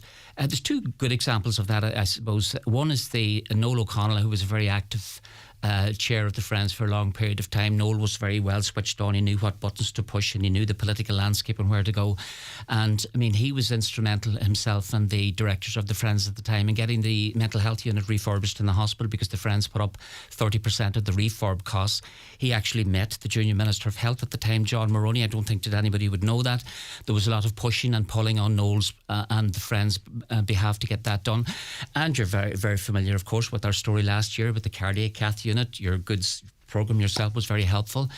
We would like to think that we were involved in getting that to stay opened, or to be opened, actually. Yeah, of course. I think we all have to work together. Sure. Really, don't we? Yeah. Either formally or informally, but we're all pulling in the one direction, and that includes with the management at Letterkenny University Hospital. Sure. We're all on the same one side of it. Yeah. Anyway, Connor, he's good, isn't he, Paddy? Yes, he indeed. knows it. I got half of it. All right. But just enough to get exactly what you're talking about, because there is such a technical element to it. Paddy, Connor, just back to you. I think you mentioned in passing, because you went through your story like that there, because it's like, you know, I'm a fast speaker, sorry. It's not in how you speak. I'm a fast talker myself. It's just really quite matter of fact in that, you know, I did this happen, that happened, that happened. But I mean, you're running marathons now. You talked about how sick you were. You were paralysed for a period of time as well. I mean, this is just a remarkable personal story for you, Connor, that I just want to recognise again. Yeah, well, this is like one of my biggest achievements. If I did this half marathon, or if the full marathon, sorry, like that'll be a big achievement, because I used to be very sporty before I got sick. I played basketball, I'd done everything, like, and after I haven't done anything at all, this is like the first time I'm actually doing something. So yeah, I'm looking forward. I hope I actually do it. I will do it if I have to roll over the line or something. I'll do it. Well, listen, I've no doubt you will do it. And how can people support you, and in turn support the Friends of Letterkenny University Hospital? Well, I've set up a GoFundMe page, so whatever's earned there, it doesn't go to me then to them, it goes straight to them. So it does. So that's one of the benefits of using GoFundMe page. So it's just I'm trying to raise 10,000. So I've got 170 euro off it. So I'm nearly there. So I am. Well, if we are not over the 10k by the end of this interview, I'd be wondering we just talk to ourselves. So, what do people search in GoFundMe? If you just type in Letterkenny, Friends Letterkenny, and the GoFundMe, it should come up, or even my Facebook page, Conor Dorian. So hopefully, maybe the listeners could get you past the 10k and well beyond it through the course of this interview. You're really close, aren't you? Oh, very close. And there's something really special, I think. And sometimes we have to think about things, or I do at least, in that you've gone through your experience, right? And you've availed of this service, and it meant so much to you. This money that you're raising, and the people being generous in doing so, genuinely helps other people just like you into the future. Exactly. That's what it's all about. And it has a real impact, doesn't it, Paddy? I mean, it's not just 10,000 that goes into the sky. This is money that will keep the bus going. Oh, that absolutely. will keep the supports going. This is like you running your marathon. You're genuinely helping. We don't know how many more people, but you're helping other people in your community. It's a beautiful. Yeah, we are actively involved in fundraising, but most of the time, actually, we don't have to do anything. The money actually comes to us. We've got in excess of €10,000 in the last week from just two families, one in Quigley's Point and one in Termon. We didn't have to do anything, only put our hand out and receive the cheque. But we always try and tell people that when they give us money, what are we actually going to do with it? Because you know, the Friends, it's not visible. The bus is visible, but the rest of the activity isn't visible. So we always have to reassure people that when we get the money, what we spend it on, because we don't have any paid employees. We have literally no running costs at all. So everything we get or we raise goes straight back into the hospital, as all of Connor's money will do. Yeah, okay.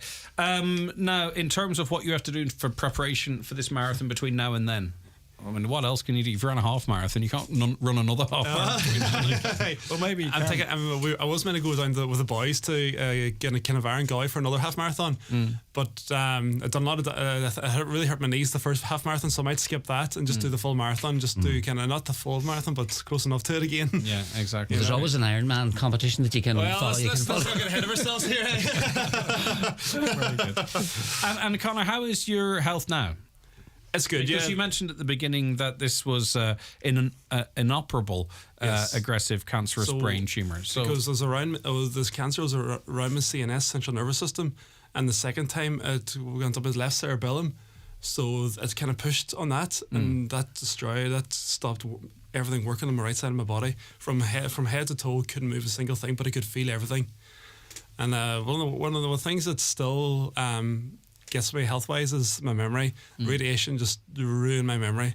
I'll probably forget Paddy's name by the end of this. So God, I love you, Paddy. Sorry, I just can't remember names or some information. I just can't hold anymore. Yeah, and is the worst part of that the frustration of it, rather than the actual... even for work? Like I enjoy work because it kind of gets the memory going. It keeps it kind of stable, but even at work, it's still not great either.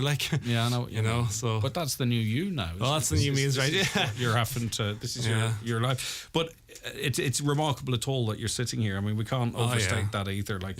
You're the miracle marathon man. Well, let's not get ahead of ourselves here. Miracle half a marathon man. Right. So if you want to support Conor, and I just wanted to test that this worked, you just search GoFundMe Friends of Letterkenny, and it pops. It's the first. It's the first one that comes up. So, and I actually spend Friends if Letterkenny, and it still got me there, thanks to the power of Google. So you're just short of 10k, and we hope that you smash through that. Fingers crossed, yes. Because as you say, this money is already going straight to the Friends of Letterkenny University Hospital. And as you say, Paddy, and it's worth mentioning again, in terms of fundraising, people that have engaged with the service know what it does, know the importance of it. And sadly, often they've gone through their own experience, or positively, actually, I say sadly, but positively, they've gone through their own experience. They're the first to sort of start fundraising and do a lot of the heavy lifting in that regard. Most of it, because as I said, 7 million over the last 30 years. I mean, that's a fair amount of money, and the huge majority of that has been raised within Donegal. We're very lucky too that we have a lot of companies that have sponsored us down the years, both in Letterkenny and further afield, and some of those companies actually have had no involvement with the hospital at all, but they've been very, very generous to us as well. Brilliant stuff. How are you for shoes and your running gear and all that? That's all right. It's all bought, all done. That's the first thing I done. Okay. Would you...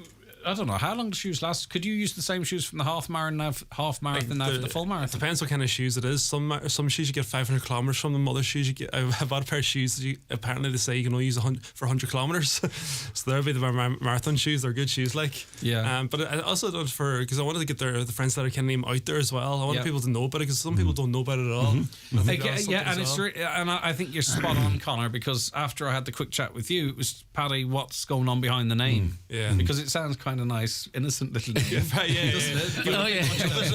But it doesn't tell us the whole story. So it's always good to remind people that they provide additional and medical equipment, facilities, services and patient comforts in the hospital which would not otherwise be available from central funding, to provide transport free of charge to people from Donegal who require radium treatment in St Luke's Hospital in Dublin. I know all about this from family, and I'm sure everyone else listening does as well, knows how important that is. And to provide volunteers to support and augment ordinary hospital services, both inpatient and outpatient. And then there's the lobbying, the campaigning and all the other stuff that's hard to fit into a sentence. Paddy, thank you as always. Paddy Rooney, PRO, Friends of Letterkenny University Hospital. Conor Dorian, fair play to you. Thank you. All right, best luck. So you said at the beginning the marathon's in Rome. Okay. Yeah, so apparently it's the worst marathon, because there's 8 miles of cobblestones. Oh no. And they're bad for the ankles, so did you get the memo about your knees? Come on now. Right, okay. And just Google Friends of Letterkenny University Hospital.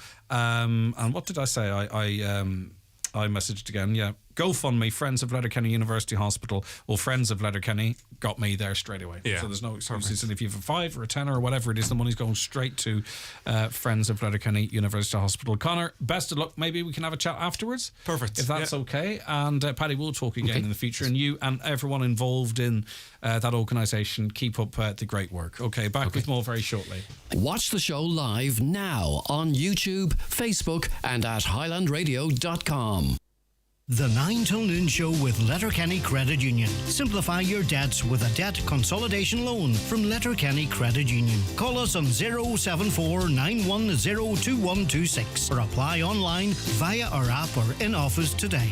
Final call for entry to the .ie Digital Town Awards, celebrating the digital achievements of towns and communities across Ireland with a €100,000 prize fund. Enter by March 3rd at weare.ie. Forward Emphasis International, based in Mallinhead and Belfast, are actively recruiting for customer service advisors and experienced motor claims handlers with both in-office and hybrid opportunities available. Fully funded insurance and financial service qualifications delivering attractive career path opportunities are available. Please visit their website, forwardemphasis.ie, and apply via their careers page. The Great Value menu at Kelly's Diner in Letterkenny is packed full of family favourites.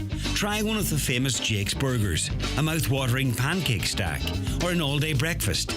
Bring a friend or bring all the family and enjoy the mid-term kids deal for just $6.50 with free ice cream to top it all off. Great food and great value at Kelly's award-winning diner, Mountain Top, Letterkenny. Open your future by attending a Northwest Regional College Open Day. This is your opportunity to visit your local campus, tour the fabulous facilities, sample the NWRC experience, and apply for your course. Running from 12 noon each day, beginning 28th of February, Strabane campus, 1st of March, Strand Road and Springtown campuses, and 2nd of March, Limavady and Greystone campuses. Register to attend to be in with a chance to win an iPad. Northwest Regional College Open Days. From here to career. Highland Radio are going to Scotland from Monday the 1st of May to Thursday the 4th of May with the very best of music, and we would love for you to join us. Staying at the 4-star Crown Plaza Hotel in Glasgow, we are bringing with us some of the biggest country stars, including myself, David James, Declan Ernie and Robert Mazzell, to name a few. You will enjoy luxury travel to Glasgow, 3 nights dinner, bed and breakfast with music and entertainment each evening. Join us on the Highland Fling to Glasgow this May for only €575 per person. To book, call Highland Radio today on 074 91 25,000. Early booking is advisable. Single supplement applies. Okay, you're very welcome back to the programme. We are in studio with 2 guests. They are Dr. James McDade, Honorary President of St. Eunan's GEA Club. Good morning to you, Dr. McDade. Good How morning. are you getting on? Good Very to have well, you in. thank you. Yes. Haven't seen you up here for a while. No, I haven't been here for quite a while. It's good to have you with us. And also John Harron, Chair of St. Eunan's GEA Club. Morning, Greg. Good morning, John. Right, okay. We're talking in the context of St. Eunan's Club officially unveiling the naming of the Dr. James McDade stand at O'Donnell Park. This when Galway come to town this coming Sunday, so it's the day after tomorrow. It's a wonderful honour, all right, and it's wonderful that we're able to have Dr. McDade here to talk about it and to welcome it as well, isn't it? Talk to me about this decision, John. Well, I suppose, Greg, it's a decision going back, I'd say, well over 10 years. At a club AGM we had out in O'Donnell Park. I think it was my father actually proposed it, that we name the stand after Dr. James McDade. I suppose that comes around from the fact that when we were doing the redevelopment of O'Donnell Park back in the late 90s, early 2000s, when we started the new development, I suppose the ducks were lined up nicely for us when Dr. McDade became Minister for Sport, and there was a lot of money floating around in the economy at the time, so there was a lot of grants there, so we applied for the grants, which we were entitled to, and we got the 2 new pitches developed out there. But I suppose where Dr. McDade came along was that he pushed big time for the club to apply for the money to build the stand, because at the end of the day, Greg, we were just a normal GA club, all right, a big GA club in a big town, but we would never have had the money or the investment, to go and build a stand for 2,500 people and 6 dressing rooms underneath and all the facilities that it had.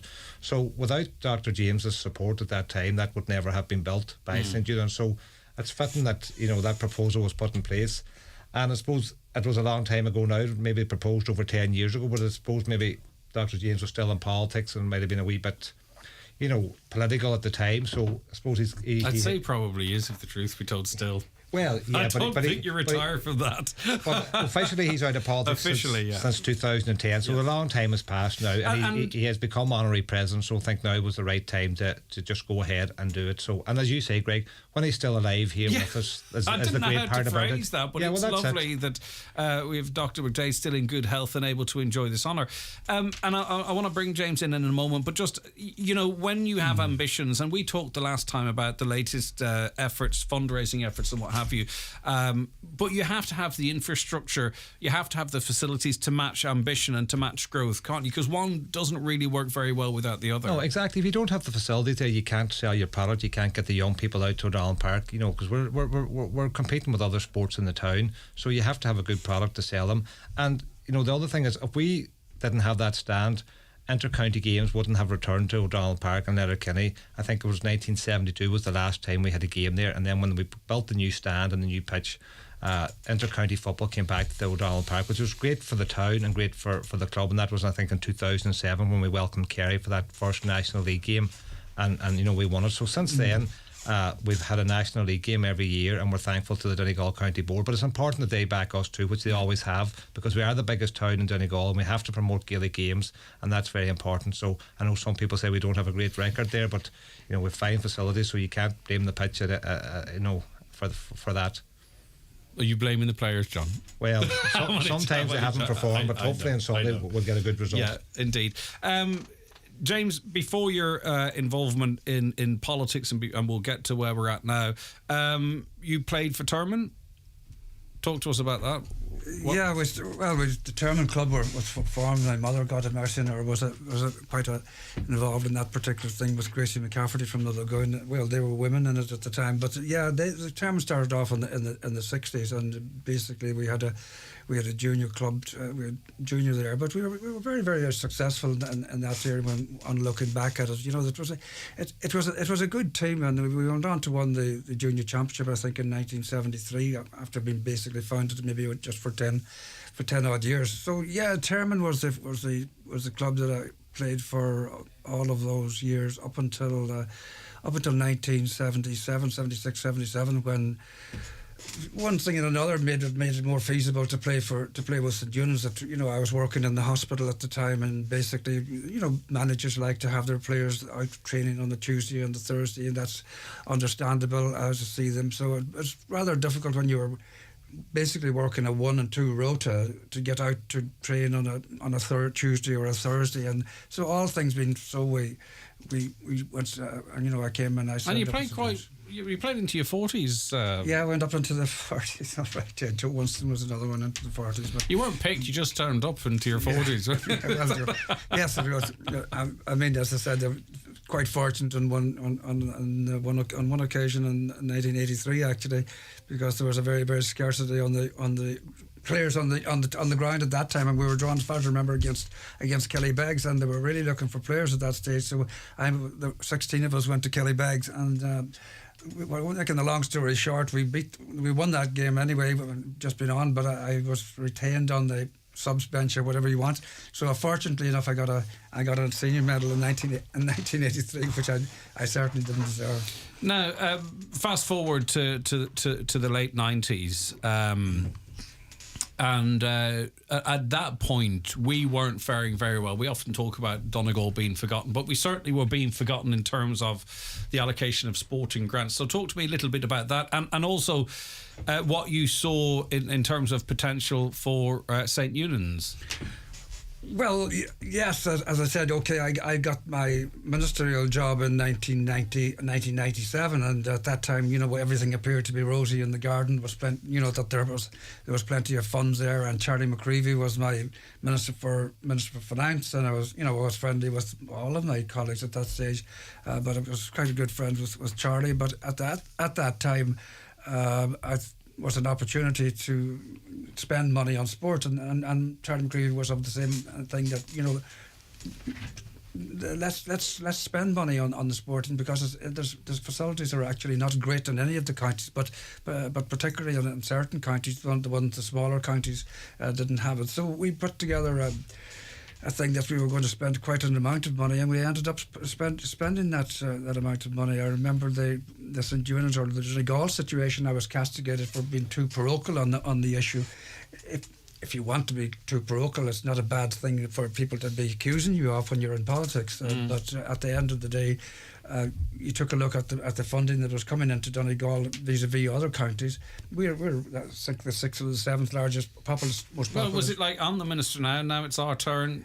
Well, it was a case of making a case for the Donegal. I mean, we were not next or near the amount of funding that other counties were getting. In other words, I estimated that we were in 17th position with regards to funding being allocated at that time, and we should have been up in the 6th or 7th because of our population. Yeah, and do you think that same sort of positive discrimination, and you don't apologise for it, and if you don't mind me phrasing it like that, there, can that still happen now, or has the media and political landscape changed where you couldn't? I think that a lot of the work has now been done. So there's the amount of work and the amount of money that would be funded to it is not the same amount as would be required at that particular time. But there's one thing I found about giving out the sports grant, which you give out to clubs and various other different much different clubs and little training grounds and various other things, was that there was never any complaints. They might have complained about money being given to such a thing was necessary, but there was never any complaints about not one block that we actually put into sport. It was always accepted. There might have been a little bit of animosity between who got it in the one county or whatever, but in general there was nothing nothing to compare about the situation there. So the money, when we were spending that particular money, it was money well spent. And the value for money that they got out of it, and I mentioned a few clubs that the value that they built their grounds out of Wee Malin Head up at the very top of the county was a classic example. So the money was well spent. The people got. And also too, obviously our focus given Sundays upon us is on GEA and St. Eunan's, but you were looking at soccer grounds, soccer clubs, hockey, golf, rugby. It was there was a lot of money dished out over There was a lot of money years. dished out. All of those particular sports got money, and more than you're actually able to say there, but all of those certainly got money over the 5-year period at that time. And as I said, it was money well spent. But really things aligned well, did they, John Harron, in terms of the ambition of St. Eunan's and then having the right man in the right place at the right time, because you were ready to go, you seen where you wanted to go, and then you had someone that could back you financially too. Exactly. The thing had just come at the right time, because our development committee at the time and people, back there in the club long before me, I was just starting out as a senior player, but the ambition of them men, Mickey Gibbons might have been chairman, PJ Hoey, Andrew Duffy, Joe Winston, Connie Maguire, Charlie McAtee are still there, Eugene Dowling. I don't want to name names, I'll leave people out. Joe Winston, Campbell, Frankie Campbell, good friends of Dr. James, great people in the club. Around a wee bit, John, so I can hear you. Good man. Great people in the club. So they had the plans drawn up, and the fundraising had started with the house draws and that there, and then Dr. McDade came along as minister, so just kind of was the cherry in the top. And as I say, the cherry in the top was definitely the funds to build that stand. But just going back to what you were saying earlier, Greg, like we've got a lot of positive response this last couple of weeks since we've announced that this stand will be named after Dr. McDade from, as you say, GA clubs around the county who Dr. McDade was very, very generous to. I think every club in Donegal benefited from the time he was a minister. So they've all made contact, and there's James, I don't really know. I don't know you, right? I can't read you, right? So I don't know what this means to you. So I'm going to have to ask you: is it embarrassing? Is it a great honour? Is it what does this all mean to you? No, it is a great honour. I mean, when I heard that it was being proposed and that it had actually gone through the committee, it was kept quiet for a while, from what I can gather. But no, it's a great honour to be recognised by by sports people, by the people of Letterkenny. As I said, I look back and you take a look at the years, and it suddenly dawned on me. I came here in 1973, and okay, you kept working and so on, but I mean that's 50 years ago. So I mean, I have everything to be thankful for to the people of Donegal. Yes, Donegal people, right in general, because at that stage, as I said, I was working in the hospital. We were doing our work there, and then suddenly it dawned on me, isn't it ironic that they're making this presentation to me, which is a real honour, and I just thought about, this is I'm 50 years here in Donegal. I qualified in 73, 74. I came to Donegal. Normally at that stage you would have to go, to do surgery or whatnot, you'd have to go to the States or you'd have to go to the UK or whatnot, but I came, and just with one, before we were supposed to make that decision, the decision came, and Paddy Scally gave me a ring one day and said, what do you think what about swung this? it for you? Sorry? What swung it for you? I think the fact that I was I was 20, whatever I was, age I was, and I had 3 children, and it meant that you had to put your roots down somewhere. So I was given that opportunity by the people, first of all, by Dr. McMahon and Joe Hanley, and them people that gave me the job and wanted me in Letterkenny, and then the fact that you were basically settled there, and then the next thing was, like, the generosity. I ran for politics in 1989, and again I got the full backing. I got backing from where I needed it. I got number 1s, number 2s, 3s and 4s at the time of the election, and they were all necessary, and I'm grateful for all those people that actually elected me. I ran in 7 elections, as far as I know, and we managed to win them all. We qualified in them all. So no, it's a great honour.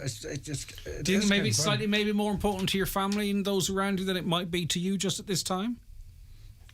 Say that again, sorry. Is it perhaps it might mean even more to your family and those around you at this time than it might yourself? No, it is. Yeah. I think it would be. Does that make? Do you understand? I know it means a lot to you, but I think it would be nice for I know them to it see means a lot to you, but I mean the number of calls that you get on the Facebook and stuff like that there has been phenomenal for this particular.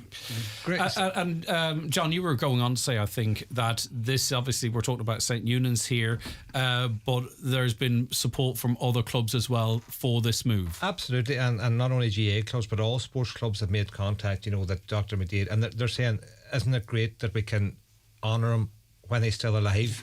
Because unfortunately, we do these things after the people have passed, and they're not there to get all the credit. And I know someone told me about Dr. McDade that when he was minister and he was going around opening up sports pitches and places around the country, and he used to say to people, isn't it a pity the person that has been named after, or the pitch has been opened, that they weren't there to see it? So, it is unusual to do it when the person is still alive, but we think it's the right thing to do.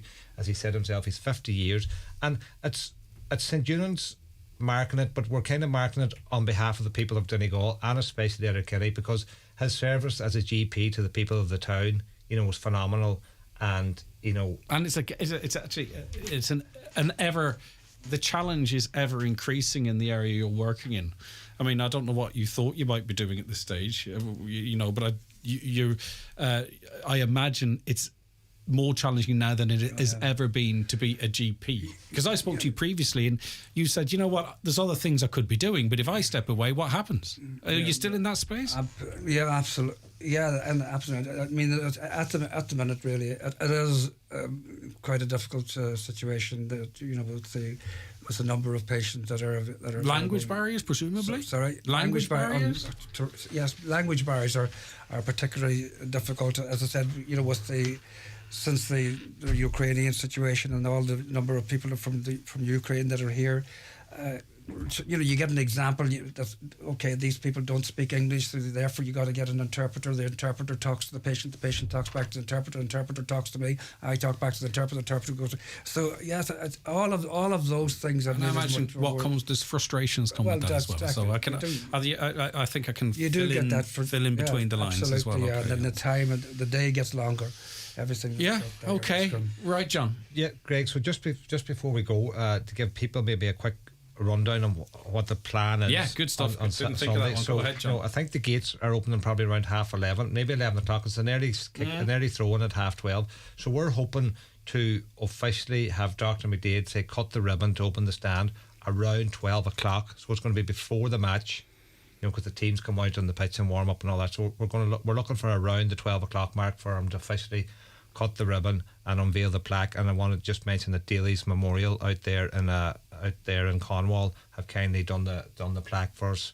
The Daly family, great supporters of St Eunan's. So that's hopefully around the 12 o'clock mark. Great. So anyone who wants to be there, and there will be a big crowd there for the match, but people who want to pay tribute to Dr. McDade, to be in early. Can I ask a question that I know will come up? If people have other things on and can't stay for the match, will there be access for the opening, and then people can, or do people have to pay in for the match? It's kind of, yeah. I know it's an awkward question, John, but I just know someone's going to ask unfortunately, unfortunately, it is for the match. They'll have to have a ticket to get into the match. Now, afterwards, we're having a bit of a do up in the clubhouse after the match, so that'll be around the 2 o'clock, 2:30 mark. Dr. McDade will be there, all his family and friends. So anyone that can't get to the match who wants to come, they're more than welcome to the clubhouse upstairs afterwards. And just before I go, Greg, finally, there's a funeral out in Drumkeen this morning of a great former St Eunan's player. He was 86 years of age, the great John Charlie Duffy, and he was out at the wake last night, and a lovely memorial there of all his pictures and his medals and his time playing for St Eunan's. So just the Duffy family out there in Drumkeen to say that we're thinking of John Charlie, a great St Eunan's man, and sadly passed away, but he had a great life. And an uncle of our own, Joe Duffy, as well. Okay, so thanks very much for that, John. Dr. James McDade, enjoy Sunday. Yes, well, thank you very much. A little damper was put on it, of course, because our great friend Michael Sweeney, who played full forward for Donegal in for quite a number of time, but was Donegal first won the Ulster title in 1972, and Michael was impatient about it as well, but he was found dead in his bed last night at quite a young age, and as I said, there's a bit of a mixing thing there with the situation as well, but just to remember that there's always a kickback of some form. But we can always honour and remember people and bring them with us as well too. I get that. But thank you very much, both of you, for that. And we'll chat again. Thank you very much. And congratulations, Dr. James McDade, Honorary President of St Eunan's GAA Club. And there's going to be a stand named after him, the Dr. James McDade stand. I wonder what it's going to be shortened down to, I don't think we can expect the wider public to. Anyway, hopefully it's a good nickname. It ends up with some shortened version of that. Okay, John Harn, Chair of St Eunan's GAA Club. Great to have you up again. Okay, thank you very much indeed. All right, bye-bye. We'll be back with more after the break. The 9 till noon show with Letterkenny Credit Union. Do you need to switch your current account or loan? We are now offering MyCU current account and debit MasterCard, bringing full banking features and competitive rate switcher loans. New football boots for the season ahead at Brian McCormick Sports. Classic triple black boots in soft ground. Adidas Predator accuracy with improved texture across the strike zone in classic soft ground sole unit. Try the classic Puma King Top SG with a sleek soft leather in classic 6-stud for extra grip. Get back to training with all your essentials, shorts, socks, gum shield and kit bag. Brian McCormick Sports, Main Street, Letterkenny. Click bmcsports.ie. Hello, thanks for waiting. Could you hold the line? Yeah, no problem.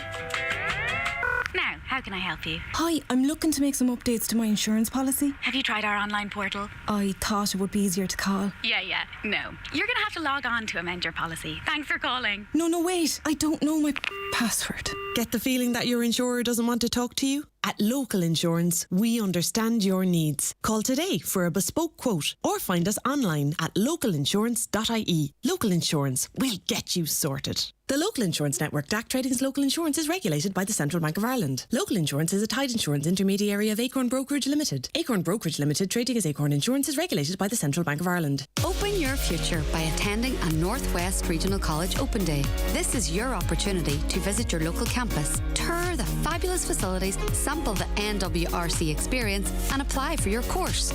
Running from 12 noon each day, beginning 28th of February, Strabane campus, 1st of March, Strachan Road and Springtown campuses, and 2nd of March, Limbavady and Greystone campuses. Register to attend to be in with the chance to win an iPad. Northwest Regional College Open Days. From here to career. TFI Local Link operate over 1,300 door-to-door bus services nationwide. If you live on or near one of the routes, just pre-book the day before you travel. Simple. Then off you pop from your front door, off to the shops, off to training, or even off to the chipper. And fares now cost 20% less. Find the door-to-door bus routes in your area on transportforireland.ie. If you're on our route, we're on our way. TFI Local Link is part of the Transport for Ireland network. Highland Radio weather updates with Ireland West Airport. Salah, Ninnis, the Beatles. You can now fly to Liverpool 8 times a week with Ryanair this summer. Ireland West Airport. Don't just take off, take it easy. Okay, rather cloudy today with a few light showers drifting in from the north on a moderate northerly breeze. Lots of dry weather overall, though, and some sunny spells will develop all day progressively. Maximum temperatures of 8 to 10 degrees.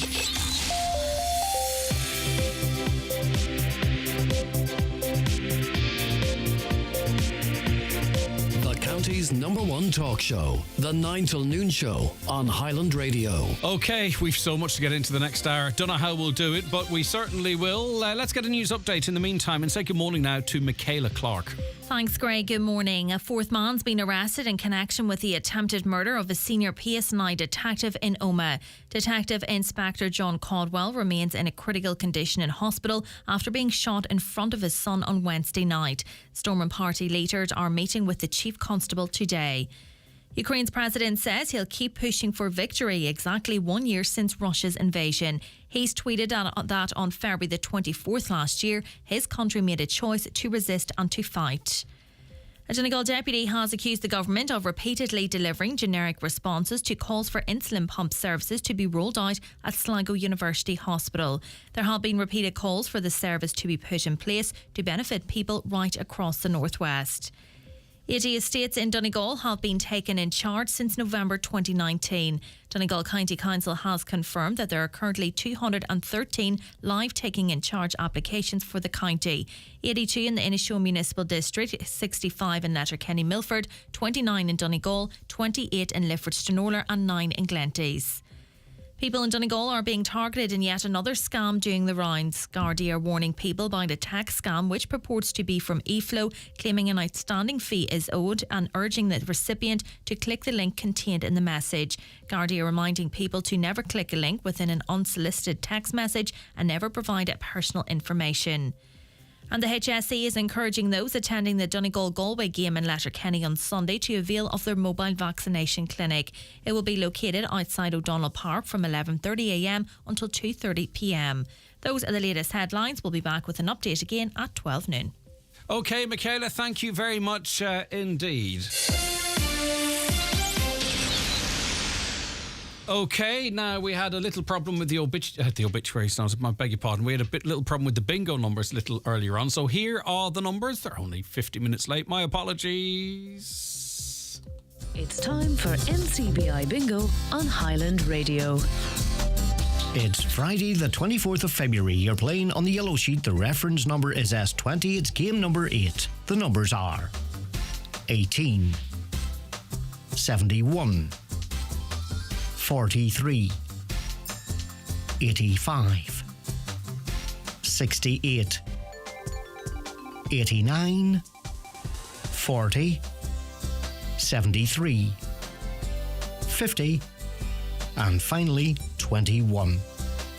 Phone your claim to 9104833 before 8 tonight, leaving your name, contact number and the name of the shop where you purchased your book, and we'll call you back the next working day. Get all your NCBI bingo information at highlandradio.com. The 9 till noon show is brought to you by Letterkenny Credit Union, offering low-rate car loans with fast approval. Apply online at letterkennycu.ie or in office today. Wet n Wild is celebrating 20 years in business with a massive 20% off absolutely every product in store in February. Choose any top outdoor brand product in store and we will deduct 20% of all prices at the till. Buy premium quality outdoor clothing, footwear and equipment today and save 20%. Mr. Blue Sky, please tell us why. The Euro Millions jackpot is an estimated €100 million. Play responsibly, in-store, in-app or at lottery.ie. The National Lottery. It could be you. Do you know what I love about Letterkenny Shopping Centre? I love it because everything I need is under one roof. There's fashion shopping for women and men, health foods and cosmetics, Tesco's and Pennies, free parking and late night shopping Thursday and Friday. I love it because Letterkenny Shopping Centre has it all, including homeware, jewellery, hair and beauty and Revolution Laundry and their free car park. Letterkenny Shopping Centre. So much choice and open 7 days. Forward Emphasis International, based in Mallinhead and Belfast, are actively recruiting for customer service advisors and experienced motor claims handlers with both in-office and hybrid opportunities available. Fully funded insurance and financial service qualifications delivering attractive career path opportunities are available. Please visit their website, forwardemphasis.ie, and apply via their careers page. At SuperValue, we make saving money go further. Whether it's cooking, storing or freezing, the NutriFresh range has you covered. Simply scan your Real Rewards card to collect one NutriFresh token for every €1 you spend. Collect 300 tokens and redeem an item for as little as 1 cent. So start collecting today and save money the easy way, only at SuperValue.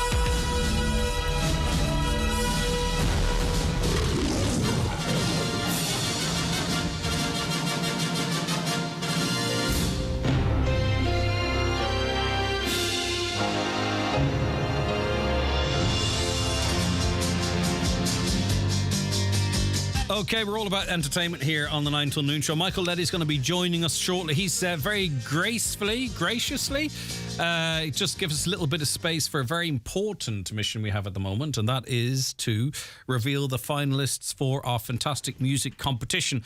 And who better to have to help do this than Paul McDade, presenter of Monday Night Sessions, Jimmy Stafford, presenter of Centre Stage, Centre Stage, isn't it? It's not Central. Yeah. It was Central last week. He put Centre on last week. Well, for the way you listen to music today. What is the name of your programme? Centre. I've got Central Stage written here. Who's that? Who's your producer? My bad, she says. Okay, that's not what. Listen, Kate, you've been called worse, or your program's been called worse, maybe. And he's also the executive producer Senior. of Monday Night. Well, see, that's Senior executive producer. You speak on Monday nights as well, do you? Sometimes, if he allows me. But he just won't put you down with the co-presenting role. I'm a senior executive producer on a Monday night. Contractual reasons. Yeah. Do you show your face on a Saturday? No. You fly on your own on a Saturday. Right, Jimmy, listen, come here. We've some really important business to get through here because we are explaining this national competition and our role within it, Jimmy. Yeah, so Greg, it's a competition that we ran 2 years ago, if you remember, and it's in conjunction with the BAI, the Broadcasting Authority of Ireland, the Independent Broadcaster of Ireland, and Hot Press. So this is a fantastic national competition being run by 25 independent radio stations around Ireland. And I suppose in simple terms, what we set out a few weeks ago when we were live with you here was to say to anybody out there, any age, any genre, send in your original music to us at Highland Radio, and we will there's a judging panel which we'll talk about in a minute, and then we looked at bringing it down to 4 finalists here at Highland Radio to represent the Northwest, 1 winner to go forward to the national final. And it just an amazing, absolute brilliant competition, and the response has once again, I think we're up there on the leaderboard for 25. I'd say we've got the highest entrance, and if anyone's listening that wants to contradict me, text ring Ocean. No, well, listen, we had a massive amount of entrance, and Paul, again, the standard was high. Oh my God, Greg! You know, there was one time when I was finished listening to 83 songs, and I was going, I don't know how I'm going to make a decision on this. You know, each and every artist that sent in music deserves to be a winner. The standard we get here, and we noticed it through the Monday Night Sessions and Jimmy's Centre Stage, that the quality of music has increased tenfold this last number of years, and more so since we've come back into a normality. But it's all the music was sent in is quite entitled to be played in any radio station. And it went from people that recorded it on their phones, absolutely, to people that obviously had been in a studio and worked with a production team or what have you. But it doesn't matter because you can see through the production quality. It's about the sound, isn't it? And it's about the quality of the lyrics and the hooks and the catches and stuff. And I mean, right across the board, it didn't really matter the level of, and we didn't judge it on the level of production either. No, it was purely based on what's good and getting it down to 4. I think we all have another 2 or 3 that we would like to have been in there. And we're not just saying that either, are we? Because we were all on the same call. Like, there genuinely is another 2 or 3 that you quite could easy. Each of us. Do you know what I mean? I think it's important, Greg, to say, like, me and Paul are sitting here with yourself, but it was a bigger judging panel around this, so we all went off individually and we individually listened to the tracks, and then we came together at various ad hoc meetings along the way over the last week especially, and then we had our joint meeting during the week, and we came to a decision, and the decision, it's amazing how it worked, Greg, if you think that meeting we had, which we all kind of fed in our top 5, 6, and then we kind of looked at it and said, right, and we had another little listen, so it worked. And you get that instant crossover, and then you get the ones you argue about, don't you? Not argue, you have a good chat about. We were fairly close in our individual judgments. Yeah, maybe more so this year than the last time. Definitely, without a doubt. I thought we swayed you, all right. We swayed you. No, we didn't. I mean, there was no swaying. There was no need to. Because everyone can make a strong argument for a big number of the tracks. Yeah, and that is not to say half of them weren't good. All of them in different ways. We could go into it all day. Now, considering this is kind of run by the media and it's the media trying to promote it, it's bloody complicated, lads.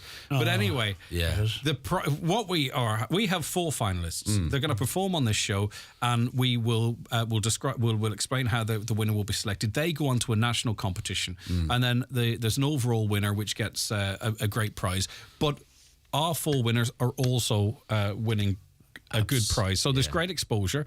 We're delighted to be sporting them. You do it all the time anyway. I think with us, I don't mind blowing my own trumpet on this one. I think we're pushing an open door and supporting local music and Irish music here. Do you know what I mean? Yeah. Do you know, no one's going to say it to us, so we might as well say it about ourselves, right? Yeah. But anyway, what have our finalists won before we start unveiling them? Because I'm so excited about that side of it. Well, I go to local, you go to national one, Paul.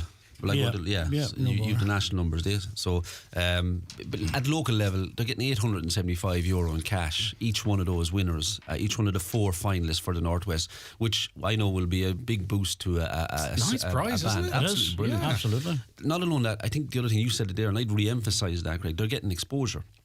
They're coming in here and they're going in the studio opposite you that you're looking at here, and we're going to set up a full production studio for them as well, like we did last time, and it's really good. They're going to be on your show on a Monday, Tuesday, Wednesday, Thursday, performing across all our social media. Absolutely, TikTok, Twitter, Facebook, and YouTube, and the whole lot.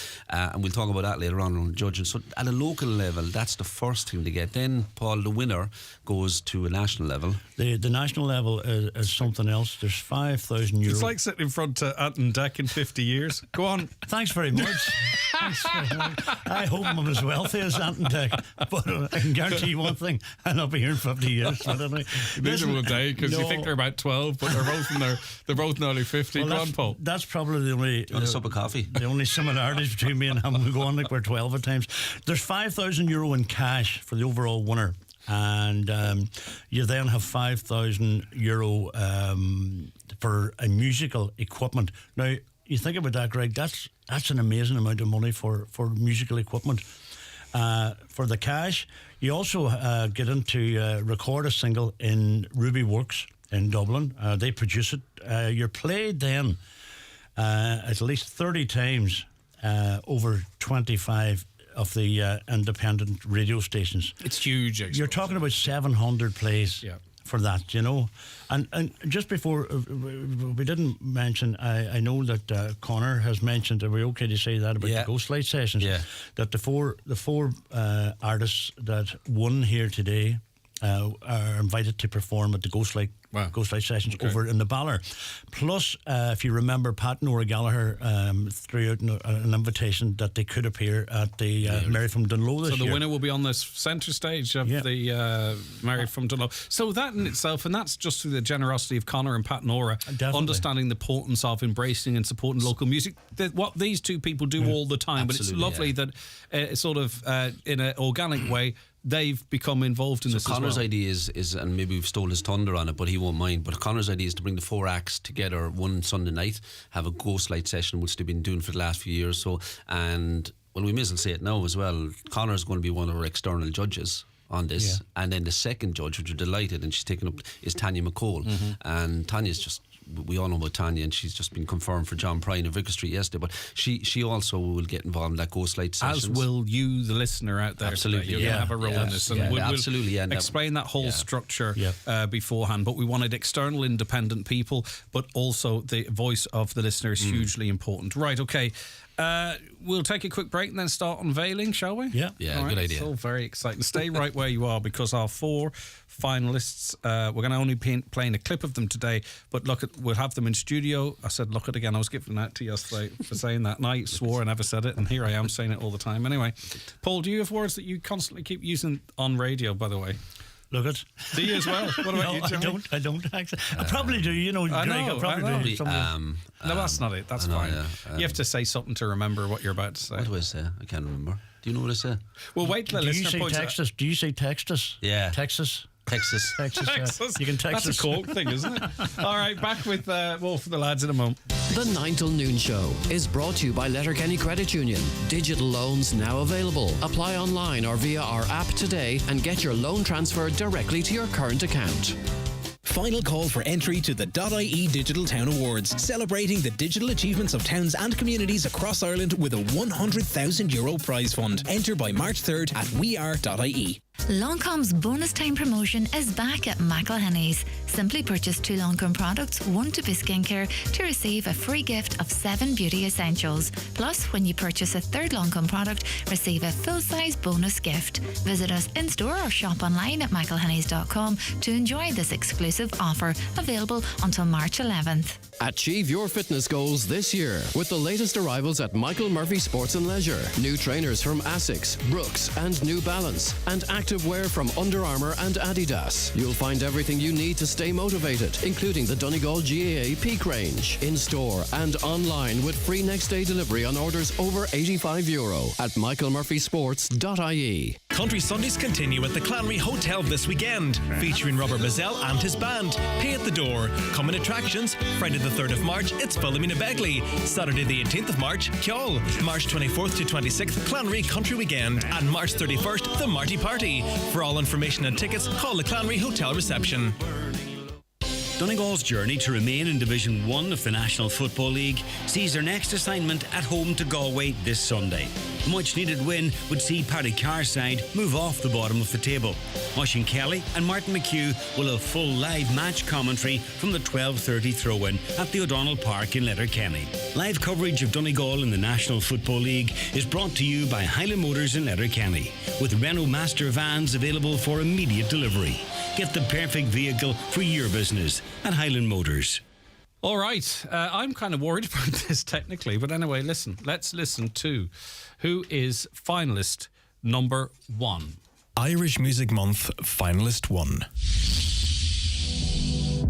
'Cause I'm right back where I started, untouched and unbroken hearted, and I'm trying to make a sound.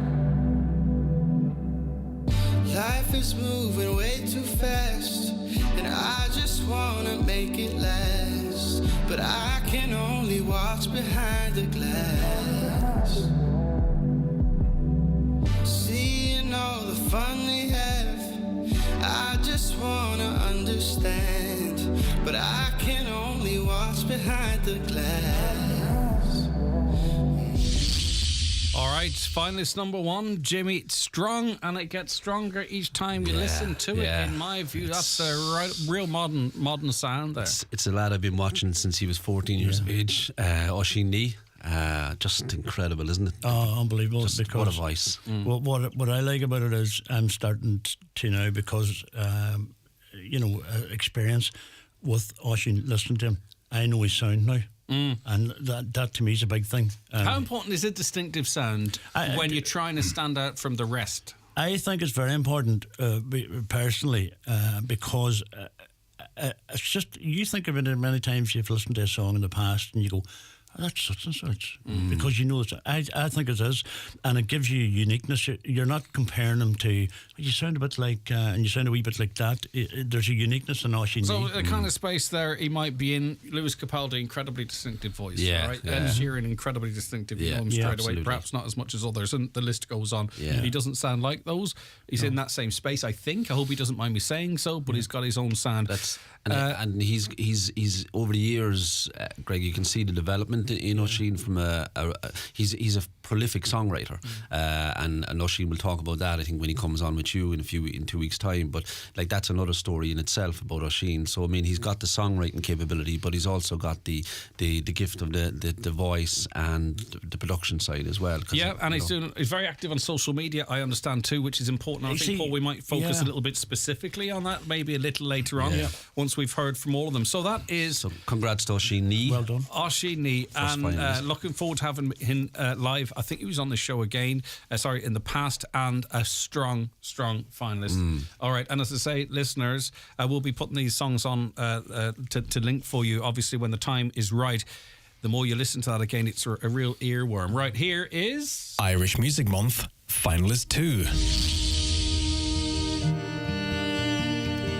We've all gone across to bear, hidden her deep despair, treading water, gasp for air. It's life's sweet imperfections give me hope. Black dogs barking louder now, the elephants got my chest bent down, paralyzed by nothing at all. Arise, convinced that I'm bound to fall this life, these dreams. All right, Jimmy. Paul's won this one. Sorry. Paul, Jimmy, whichever. Sorry. Charles James and the Rise, and a song called Elephants, and it features James O'Donnell and his wife Catherine. And the sound, they were up with us a few times, but they were up with us Monday night sessions about 3-4 weeks ago.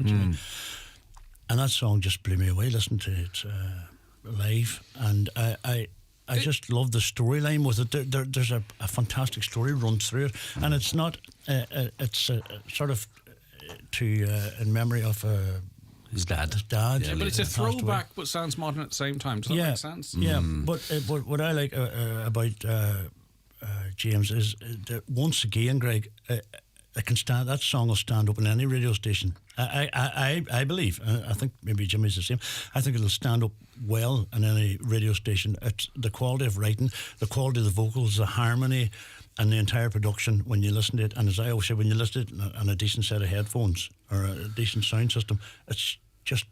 It stops me in my tracks. That's what it done. You know? And again, Greg, on that, what you can see with James and Catherine, they've been together a long time, and obviously husband and wife. But you can again see the progression in music. I've watched them for years again, and you can see. I was talking to Linda earlier on. You can see this, it just going that way, and just. The cello in that alone, the beautiful sound, the production in it. But you know what's coming out in a lot of music today, and we see it and you hear it. It's the lyrics, it's the song. Before it was. Now you're actually tuning into the lyrics much more. And the challenge for the judges and for the listeners here as well is that there's two cracking songs. That's the first two. Yeah. You know what I mean? Like, how do you pick those? I think how tough it was to get it down to a handful, right? How do you choose between those? They're two really strong contenders. That's a duo from Green Castle. That's due for release, so we've kind of it's in the competition before its actual release as well too. So he hopes to have an album out in debut album out in autumn, and as I said, really, it's one of them. I always get this buzz.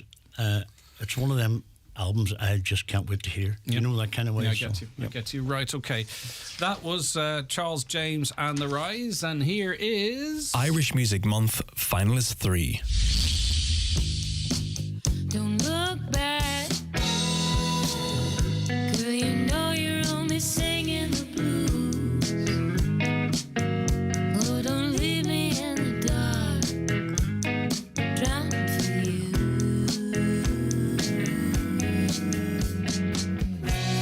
Broken glass at our feet, eyes listen, we both know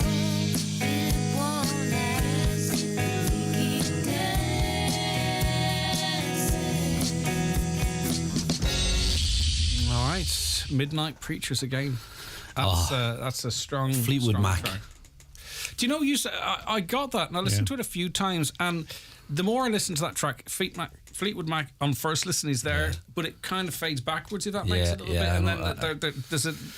You know, I get where you're coming from. There's tones of it, but the more you listen to it, it steps forward from that. It's again something special there. We saw them last year. They were in studio, and just there's something just again about the vibe of a 3-piece band. I don't know. It's just a great song, Greg. And I saw them live last year down in Letterkenny Jazz Festival. I saw them just happened to, and they were playing in one of the bars. And again, just I don't know, that's some music Paul's playing. Just a beautiful vibe about the band as well, and just another great tune. And by accident, maybe design, I don't know, Paul, a third proper radio song. Absolutely. Another one straight into a playlist, no bother. Absolutely. And then on a different style than the other two as well. I can see that John Breslin show. John plays a lot of female artists. He plays a lot of stuff. Yeah, very radio He friendly. plays loads of different stuff, don't get me wrong, but straight away I could just see that being a cracking track on John's show. Absolutely. And once again, lyrics just amazing. And as Jimmy said, the whole production, we were just overly impressed with. But the song just done something for us. And Jimmy said they've been... And just to mention, I suppose, the band, Paul, Colin Kenny on drums, Emer McLaughlin, who is lead vocalist there on that track, and then Owen Johnson on guitar and vocals, the 3-piece again. Just a lovely thing going on between the three of them, and just that kind of classic rock, sort of style about them as well. But very, very not your heavy rock, but just lovely to listen to. So just another great entry. Okay, Anna, as it really is a great entry. Right, okay, last but not least, here is... Irish Music Month, Finalist 4.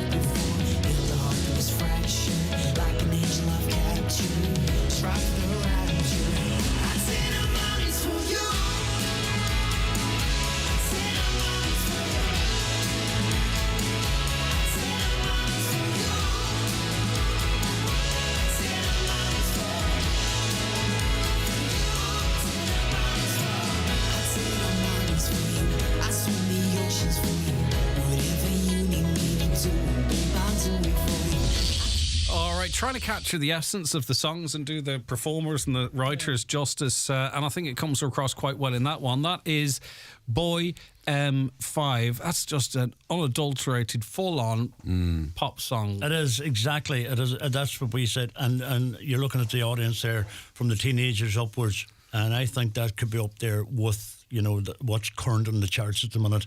And they're a 3-piece band from the Derry-based band, and they feature Kyle O'Neill and Paul Mooney and Aaron McCallion. I beg your pardon, they're not all from Derry. Letterkenny, Kyle is from, and Paul is from Ramelton, and Aaron is from Derry. Boy M5 formed last year, basically, put together last year, and they have just got a unique sound which we just loved. And once again, not so much a different style, Greg, but more a style that, as you say, I can see that appealing to young radio listeners, sure. And I think it's kind of they're part of a big movement that's happening here in the Northwest at the moment. I think just in terms of really high quality pop songs, edgy with a difference, but you know what I mean. That could be on a Harry Styles album somewhere.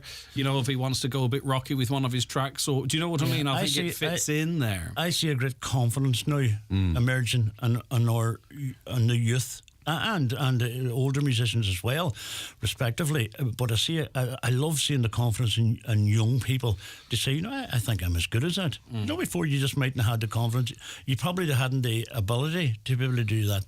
But they are able to, up and coming artists now are able to produce music themselves before they go into the studio, which is quality. And such is their confidence. And then when they go into the production studio, they actually are in control of it as well as a producer, so it's brilliant. It's absolutely brilliant. And we've said this, but I don't know, we've talked about this, Greg. There's a shift happening, right? Which is, I've seen it since the last couple of years. Like, if you look at, and we've been talking about a band from down your neck of the wood, Ballantrae, Donegal, Honor, O-N-O Fada. These guys have never performed in public, right? That's a story in of itself. I hope they've had video cameras following them. But I'm telling you, the point I'm making here, Greg, sorry, right? go ahead, Jimmy. These guys have just, what you're seeing now is people are actually starting to book tickets for venues that never booked tickets before. And if you talk to Conor and Labala or the theatre in Letterkenny and Greenland, they're now seeing that shift in, which is fantastic. So now you're seeing local artists who are now taking, be it a Lifford Courthouse or be it Ballybuffet, Letterkenny or Ballyshan or wherever, they're now actually filling venues which we hadn't seen really before. And I think actually you mentioned Lifford. I think Matt McGranahan's playing there tonight and tomorrow night as well, by the way. That's supposed to be something, that's show's supposed to be something else. Yeah. Whilst we're supporting it, just to mention it there. So and I think there's a shift which I don't know, it's turning, I don't know, I can't describe it, but it is great. I know what you're on about, but it's exciting, and I think that story you talk of, that's one that's particularly that caught my attention. And you know, it's like something stands out. Like sometimes I like a bit of boxing, right? There's some things that fights that boxing fans are interested in, hardcore boxing fans, and then now and again something happens that's a crossover. Do you know what I mean? Yeah. I'm not sure it's a great analogy, but what's happening in music here, there's crossovers and things breaking out of norms, and I don't know what it is confidence. Yeah, and we see it. I actually, and I think a lot of credit has to be given to the people that run these venues, because there's venues popping up. You just mentioned it there, the Courthouse in Lifford, and I've been at several gigs in that. And I'm looking forward to more. The atmosphere in it, the sound, everything, absolutely magic. But also the magicians are adapting and changing their presentation. Exactly, yeah. And you know what I mean? And making it more about, you know, and we're not following trends, we're starting trends. That things is more storytelling, or it's done in a different way, or promoted a different way. Or But Greg, you see Paul Heaton this week, right? What he did. I know he's is at another level, but he brought a very simple show, and he packed venues, sold out venues in 8 minutes. And I think that's what a lot of the Irish and the Northwest artists are now doing. They're bringing a quality show to theatres. Well, the audience is there, that's proven now, isn't it? So you have to get, there's no excuses now. You get your product right. Absolutely, yeah. You will. You get it right. You connect with your audience. They'll turn up. So the audience are there. It's up to you now to engage them and get them out. Right, okay, there are finalists. It's very exciting. That was just the launch of it, the announcement of it. We've got so much more to come on this. We'll talk to you about how you get involved in the voting. You talked about the panel of voters that we have. I don't want to get too much into that, because there's a couple of things in terms of how we're going to do the day-to-day voting that I want to clarify with everybody involved in this beforehand, like when we open the lines and stuff like that there. But suffice to say, in the week, we'll have performances Monday, Tuesday, Wednesday, Thursday. We'll announce the winners on Friday. There will be a public vote, and we're just going to. Sorry, go ahead. No, please do. So Monday, Tuesday, Wednesday, Thursday, and then the following Tuesday, just to give maybe just one people a chance to vote. Okay. So the four acts will perform, but all their stuff won't go up till the Thursday evening to give all the acts equal opportunity. That's exactly. That's what I wanted to clarify. Sorry, and the judges are judging on the live performances, and the listeners are correct. Of course, and who they know as well. Of course, that's an element of it. Right, okay.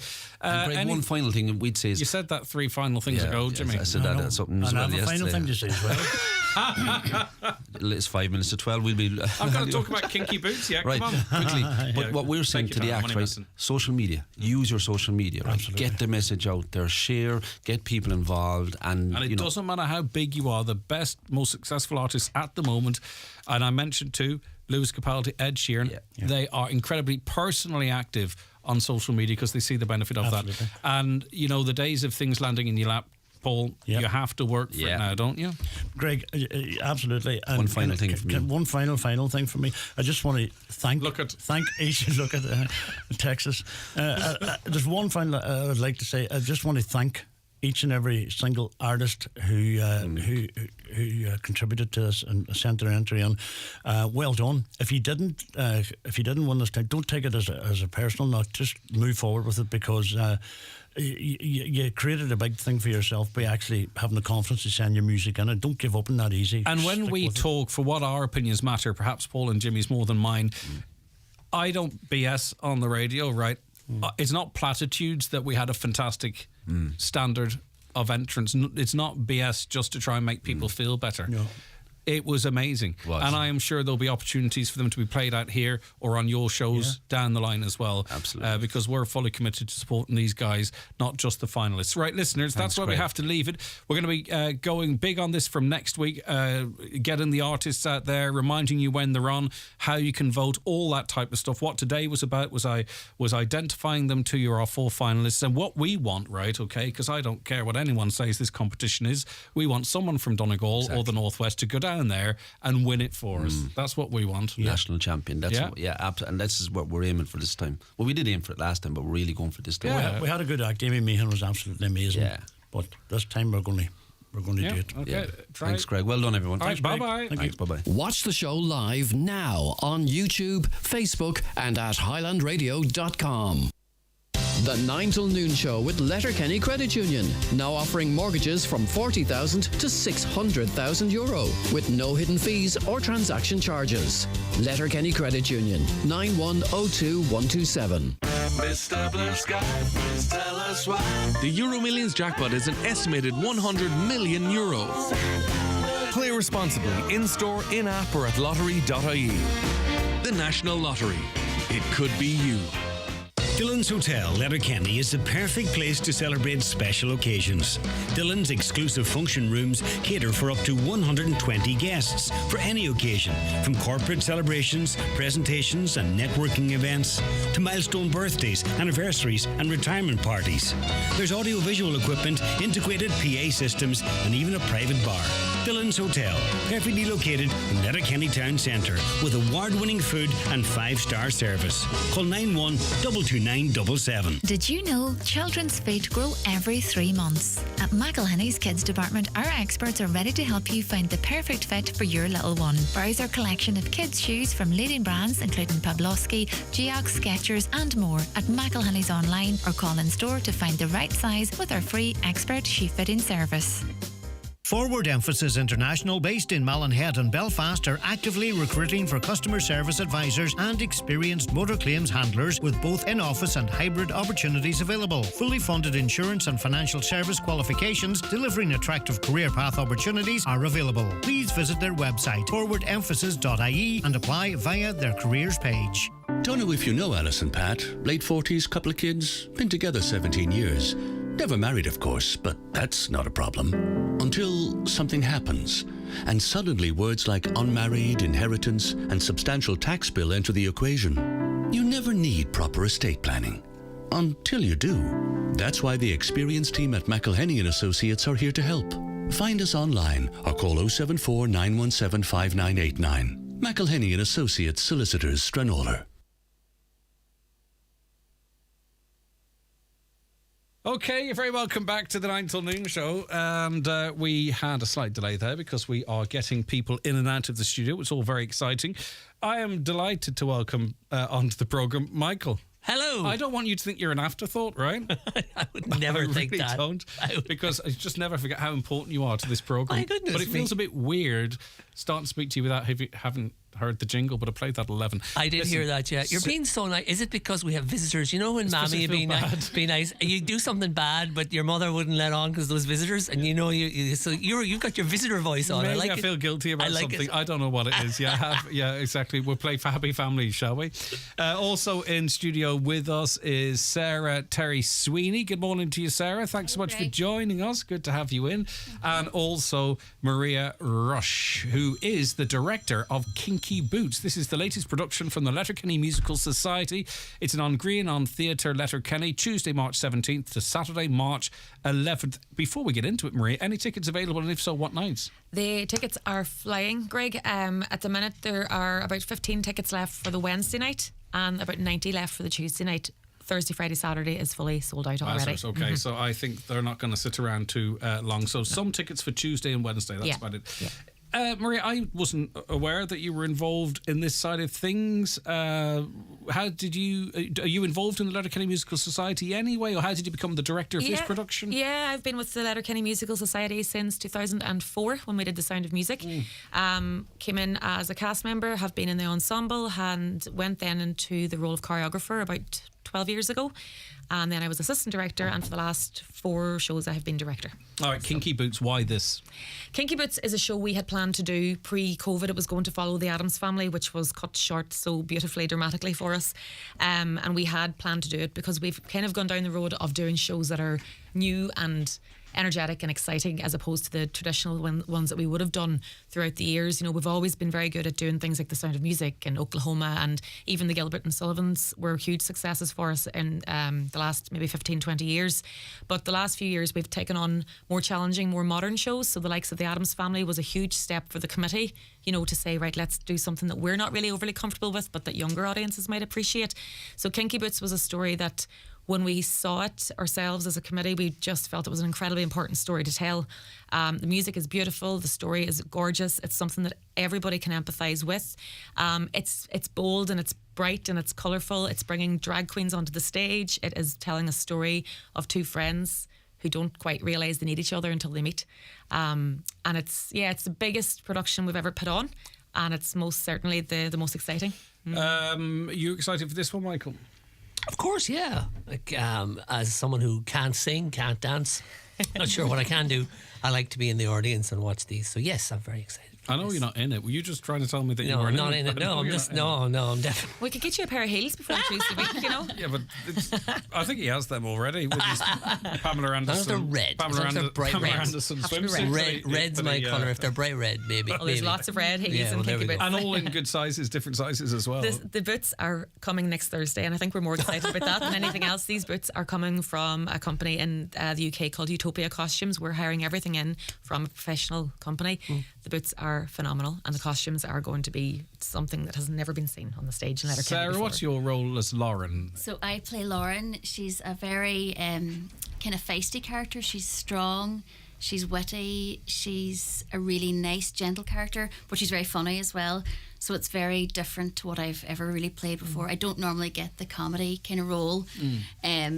So it's kind of out of my comfort zone, but I really like it. And as it's going on, I'm getting more into it and getting more used to it, and I'm really enjoying it. It's this type of show now being put on that allows you to sort of, you know, artistically spread your wings, I suppose. Explore something completely new. Because it is out of my comfort zone, and sometimes you feel, oh my God, I'm very awkward.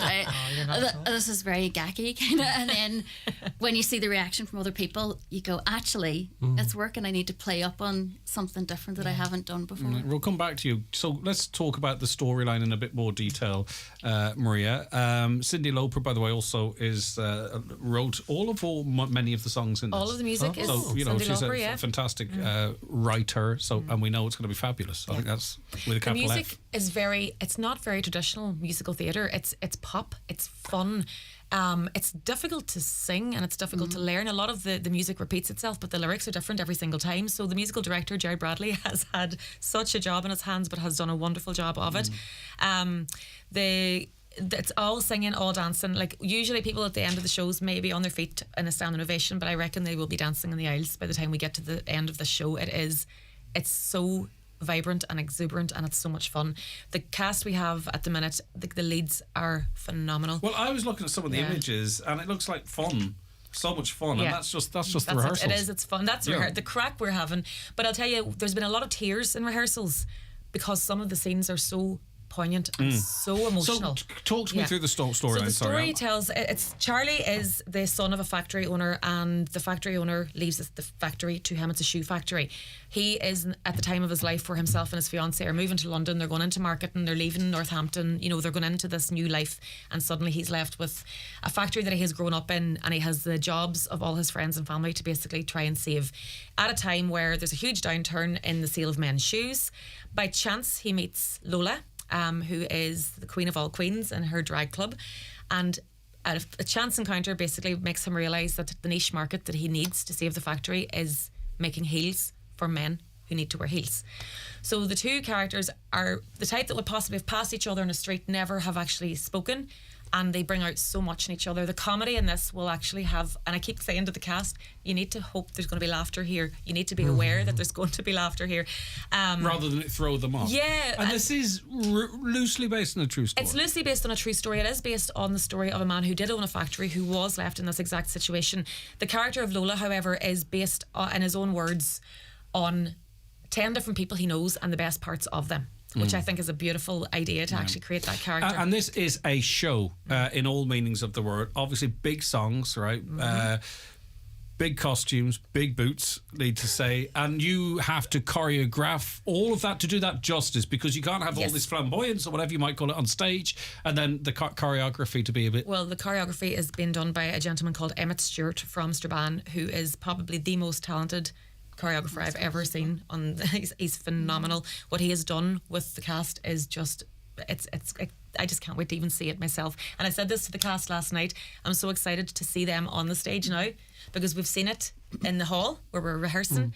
They're all in their ordinary clothes, but when you visualise what it's going to be like with the set and the costumes and the full orchestra and everything else, it's going to be spectacular. I should mention, and I want to mention, of course, that Donald Kavanagh from the newsroom is George, the factory manager. He is. Okay. And still no part for you, Michael. Okay. Right, and you're going to sing for us, Sarah, Terry Sweeney. I've got... Carolyn said in my ear, and she's going to sing, and I presume it wasn't you, Maria. Well, no. You can join in, perhaps. So what I'll do is I'll take a break. I'll take a break. You've promised that a few times if you've never done it. I'll take a break, right, and then we'll get your headphones on and we'll see. Perfect. From that, can't wait. Okay, listen, we'll be back with more with live music for you after these. The 9 till noon show with Letterkenny Credit Union. Now offering MyCU current account and debit MasterCard, bringing full banking features, delivered with the same local trustworthy service of your credit union. Dillon's Hotel, Letterkenny, is the perfect place to celebrate special occasions. Dillon's exclusive function rooms cater for up to 120 guests for any occasion, from corporate celebrations, presentations and networking events, to milestone birthdays, anniversaries and retirement parties. There's audio-visual equipment, integrated PA systems and even a private bar. Dillon's Hotel, perfectly located in Letterkenny Town Centre, with award-winning food and 5-star service. Call 91-22977. Longcom's bonus time promotion is back at McElhinney's. Simply purchase 2 Longcom products, 1 to be skincare, to receive a free gift of 7 beauty essentials. Plus, when you purchase a 3rd Longcom product, receive a full-size bonus gift. Visit us in-store or shop online at mcelhinney's.com to enjoy this exclusive offer, available until March 11th. Mr. Blue Sky, please tell us why. The Euro Millions jackpot is an estimated €100 million. Play responsibly in-store, in-app or at lottery.ie. The National Lottery. It could be you. Do you have a stoma?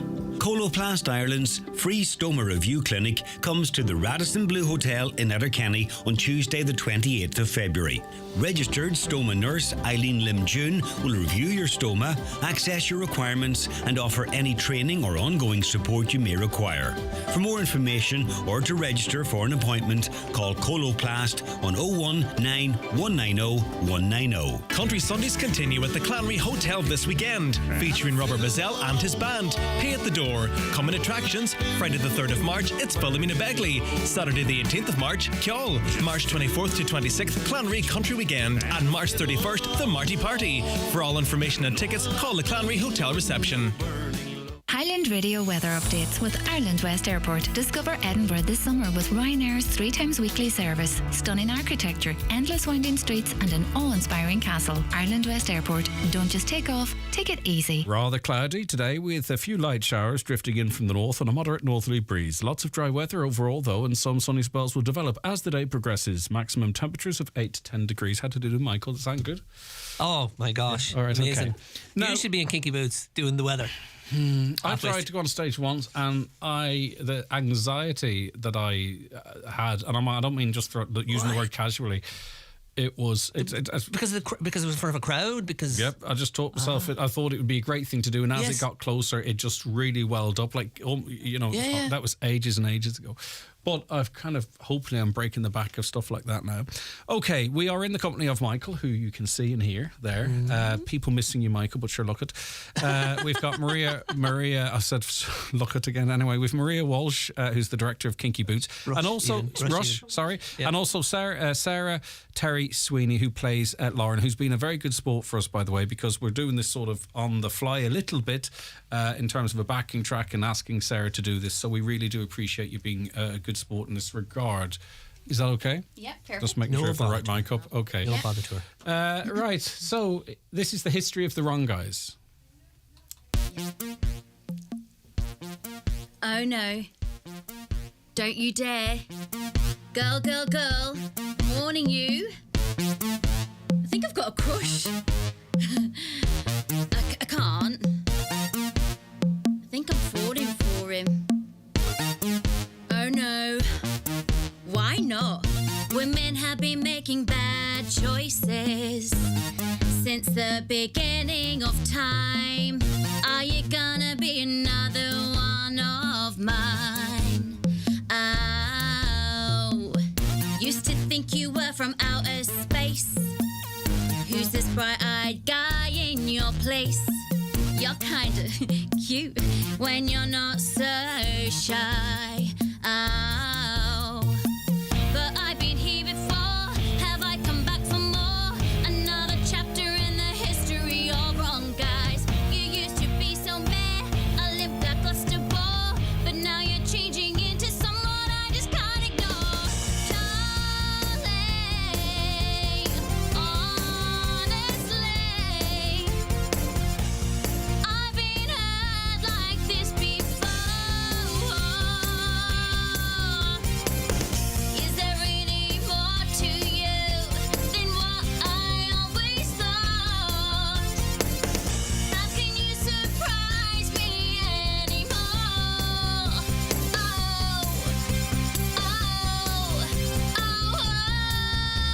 Oh. He's got a girlfriend, you twit. Don't wanna be another star-crossed lover. We all know how that ends. I'm better off without him. We're better off as friends. Yeah. Oh. But I've been here before. Have I come back for more? Another chapter in the history of wrong guys. Yesterday, no spark, no heartache in a law. But today I'm feeding something I just can't ignore. Darling, honestly, I've been hurt like this before.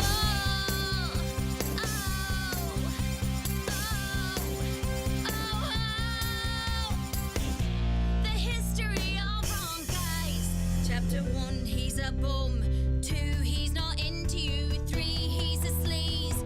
4, loves that girl next door. 5, loves that boy next door. 6, don't love you no more. Makes you insecure, makes you so unsure. It's so immature, loves his mother more. Or has a girlfriend named Nicola.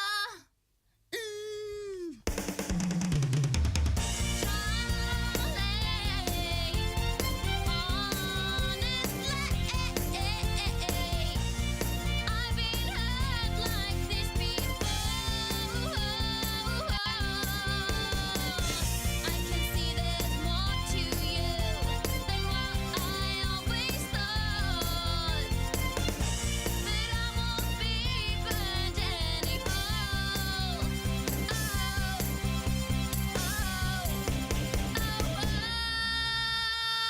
Where are you off to? I've been executized. Okay. That was something else. Sorry, I went all crooked there at the end. No, I don't understand why people say that. We didn't pick that up. No. We didn't pick that up. No, listen, and come here to say, in terms of that it sounded great in my headphones. I'm not sure how it sounded like in Radio Lands because it's loud and the music has to go up and the headphones down and all that kind of stuff. So I think you did a cracking job there. Well done to you. And it's big, isn't it, Maria? It's big, and I mean the two leading men as well, Sarah will back me up on this, are singing equally as big and equally as complicated songs. amazing. We have William McFadden from Derry is playing Lola, and Kieran Connor from Derry is playing Charlie. So together the three of them are just an unbelievable force to be reckoned with. All right, listen, and tickets available for Tuesday and Wednesday. Wednesday in particular, short. There's only 15 when I was coming in on Wednesday and right, and Tuesday night. Tuesday. The one wee thing I would just like to remind people is that it is 12 up. We are recommending age 12 and up simply because of the adult content and the innuendo in it. But yeah, we were looking forward to having full houses. It's, as I said to Michael earlier, it's 3 years to the weekend. since we had our Addams Family cut short, so we just can't wait to get back home to the theatre and get the show on the road. And I think an innuendo's a Spanish suppository, isn't it? Oh dear. Whatever you say. Best of luck, Don't Maria. laugh, don't encourage him. So much, Best Greg. of luck, Sarah. Thank Terry you. Sweeney as Lauren. That was really strong. It was brilliant. And I'll tell you, the energy required for that, and that's one song in a whole... And she's dancing while she's Yeah, I know. Okay. Well, listen, stop Gotta make reminding that, her. yeah. All right, best of luck. Thank you so very Thanks, much Greg. indeed. Take care of yourselves, both of you. Michael, how do you follow that if you want to have a go? Well, with the song, or I'll do some ventriloquism on the radio. I think is about the best thing I Juggling. can offer. Juggling on the Yeah, radio all right, is okay, also fair something enough. I could definitely do in my wheelhouse. Yeah. Yeah, all right. Come here. We're going to come back with you after a quick break. Stay where you are. The 9 till noon show with Letterkenny Credit Union. Now offering mortgages from 40,000 to 600,000 euro with no hidden fees or transaction charges. Letterkenny Credit Union. 9102127. Times 3 investment boost for farmers. For more in your Farmer's Journal, here's Paul Mooney. From cattle fencing to carving cameras, we reveal 50 new items eligible for grant aid. Find out how you can secure up to 60% funding for many items. Solar panels for your house and sheds, increased grants for sheep and suckler farmers, money for bale splitters, tillage and slurry equipment, and a new package of grants for farmers with horses. Plus, don't miss your free 24-page kids newspaper inside this week's Irish Farmer's Journal, on sale now. Raymond Sweeney here from Ben Sweeney Euronics to let you know about a great tumble dryer that will save you time and energy.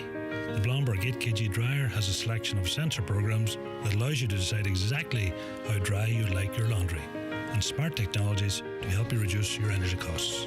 It also comes with an amazing 7-year parts and labour warranty. Call into us and see for yourself at Ben Sweeney Euronics, Port Road, Letterkenny, or in the shopping centre Dunlow.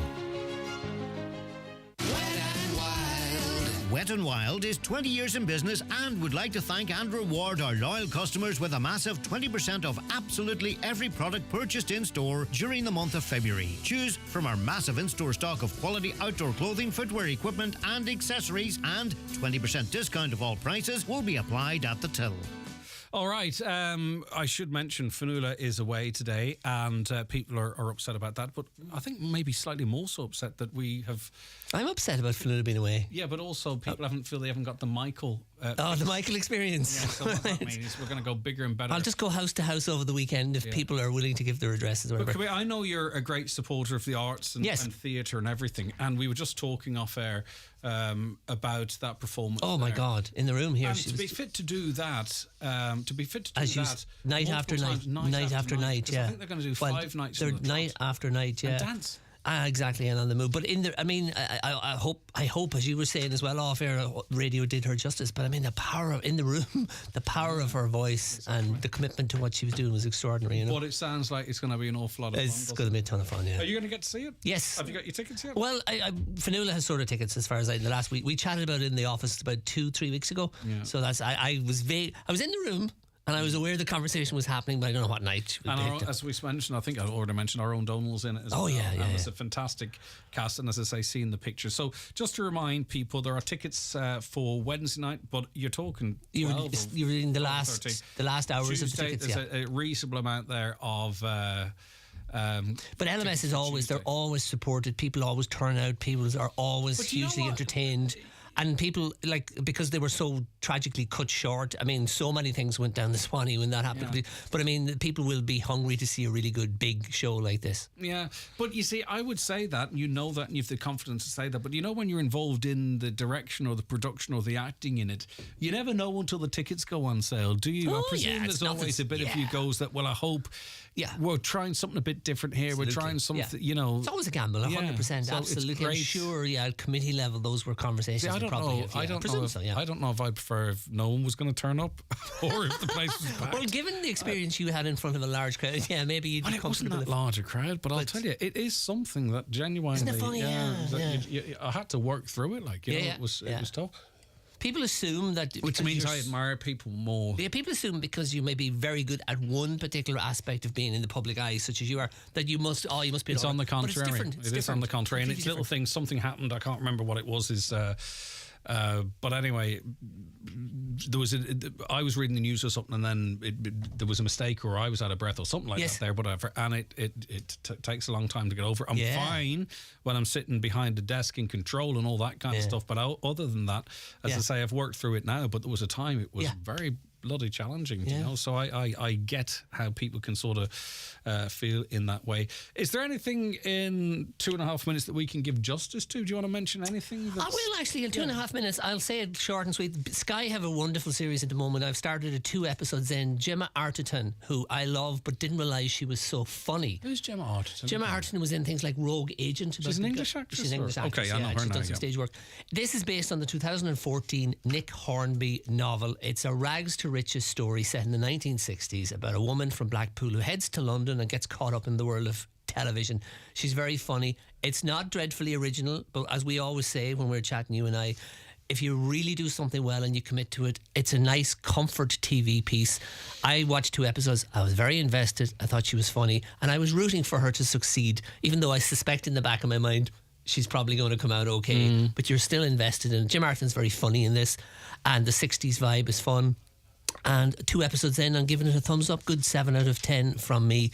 And I think it might be the sort of thing Maria was chatting about it. We're chatting about outside, and the sort of thing you would put on for the weekend and maybe a couple of nights, and it just light. I have no time this weekend because my son is 2 today. You have a big day. Yes, a big in your house. I want to mention another paid person as well, because Hudson is 2 today, which is a blessing in and of itself. Of course. But also, someone commented on a post I mentioned yesterday, and happy birthday, my little boy. Conan Doherty is 2 tomorrow as well. That comes in from Ashleen Doherty Guy. So I wonder, were we in LUH at the same time? So happy birthday, Conan. Or Conan, C-O-N-A-N. That's Conan, isn't it? Yeah. Lovely name. That's how I would say it anyway. And there's a few people in the birthday club today. And thanks everyone too, by the way, for lovely comments on social media as it relates to his birthday. Yeah. You have a lovely weekend. We're going to come back bigger, stronger than ever next Friday. I look forward to ever. Better, Fair play to you for being so gracious and allowing and us. as you said earlier, graceful. That's the compliment I'm going to take with me, that I was very graceful today. Bye-bye. Take care of yourself. Michael back in full steam with you next Friday, of course. That's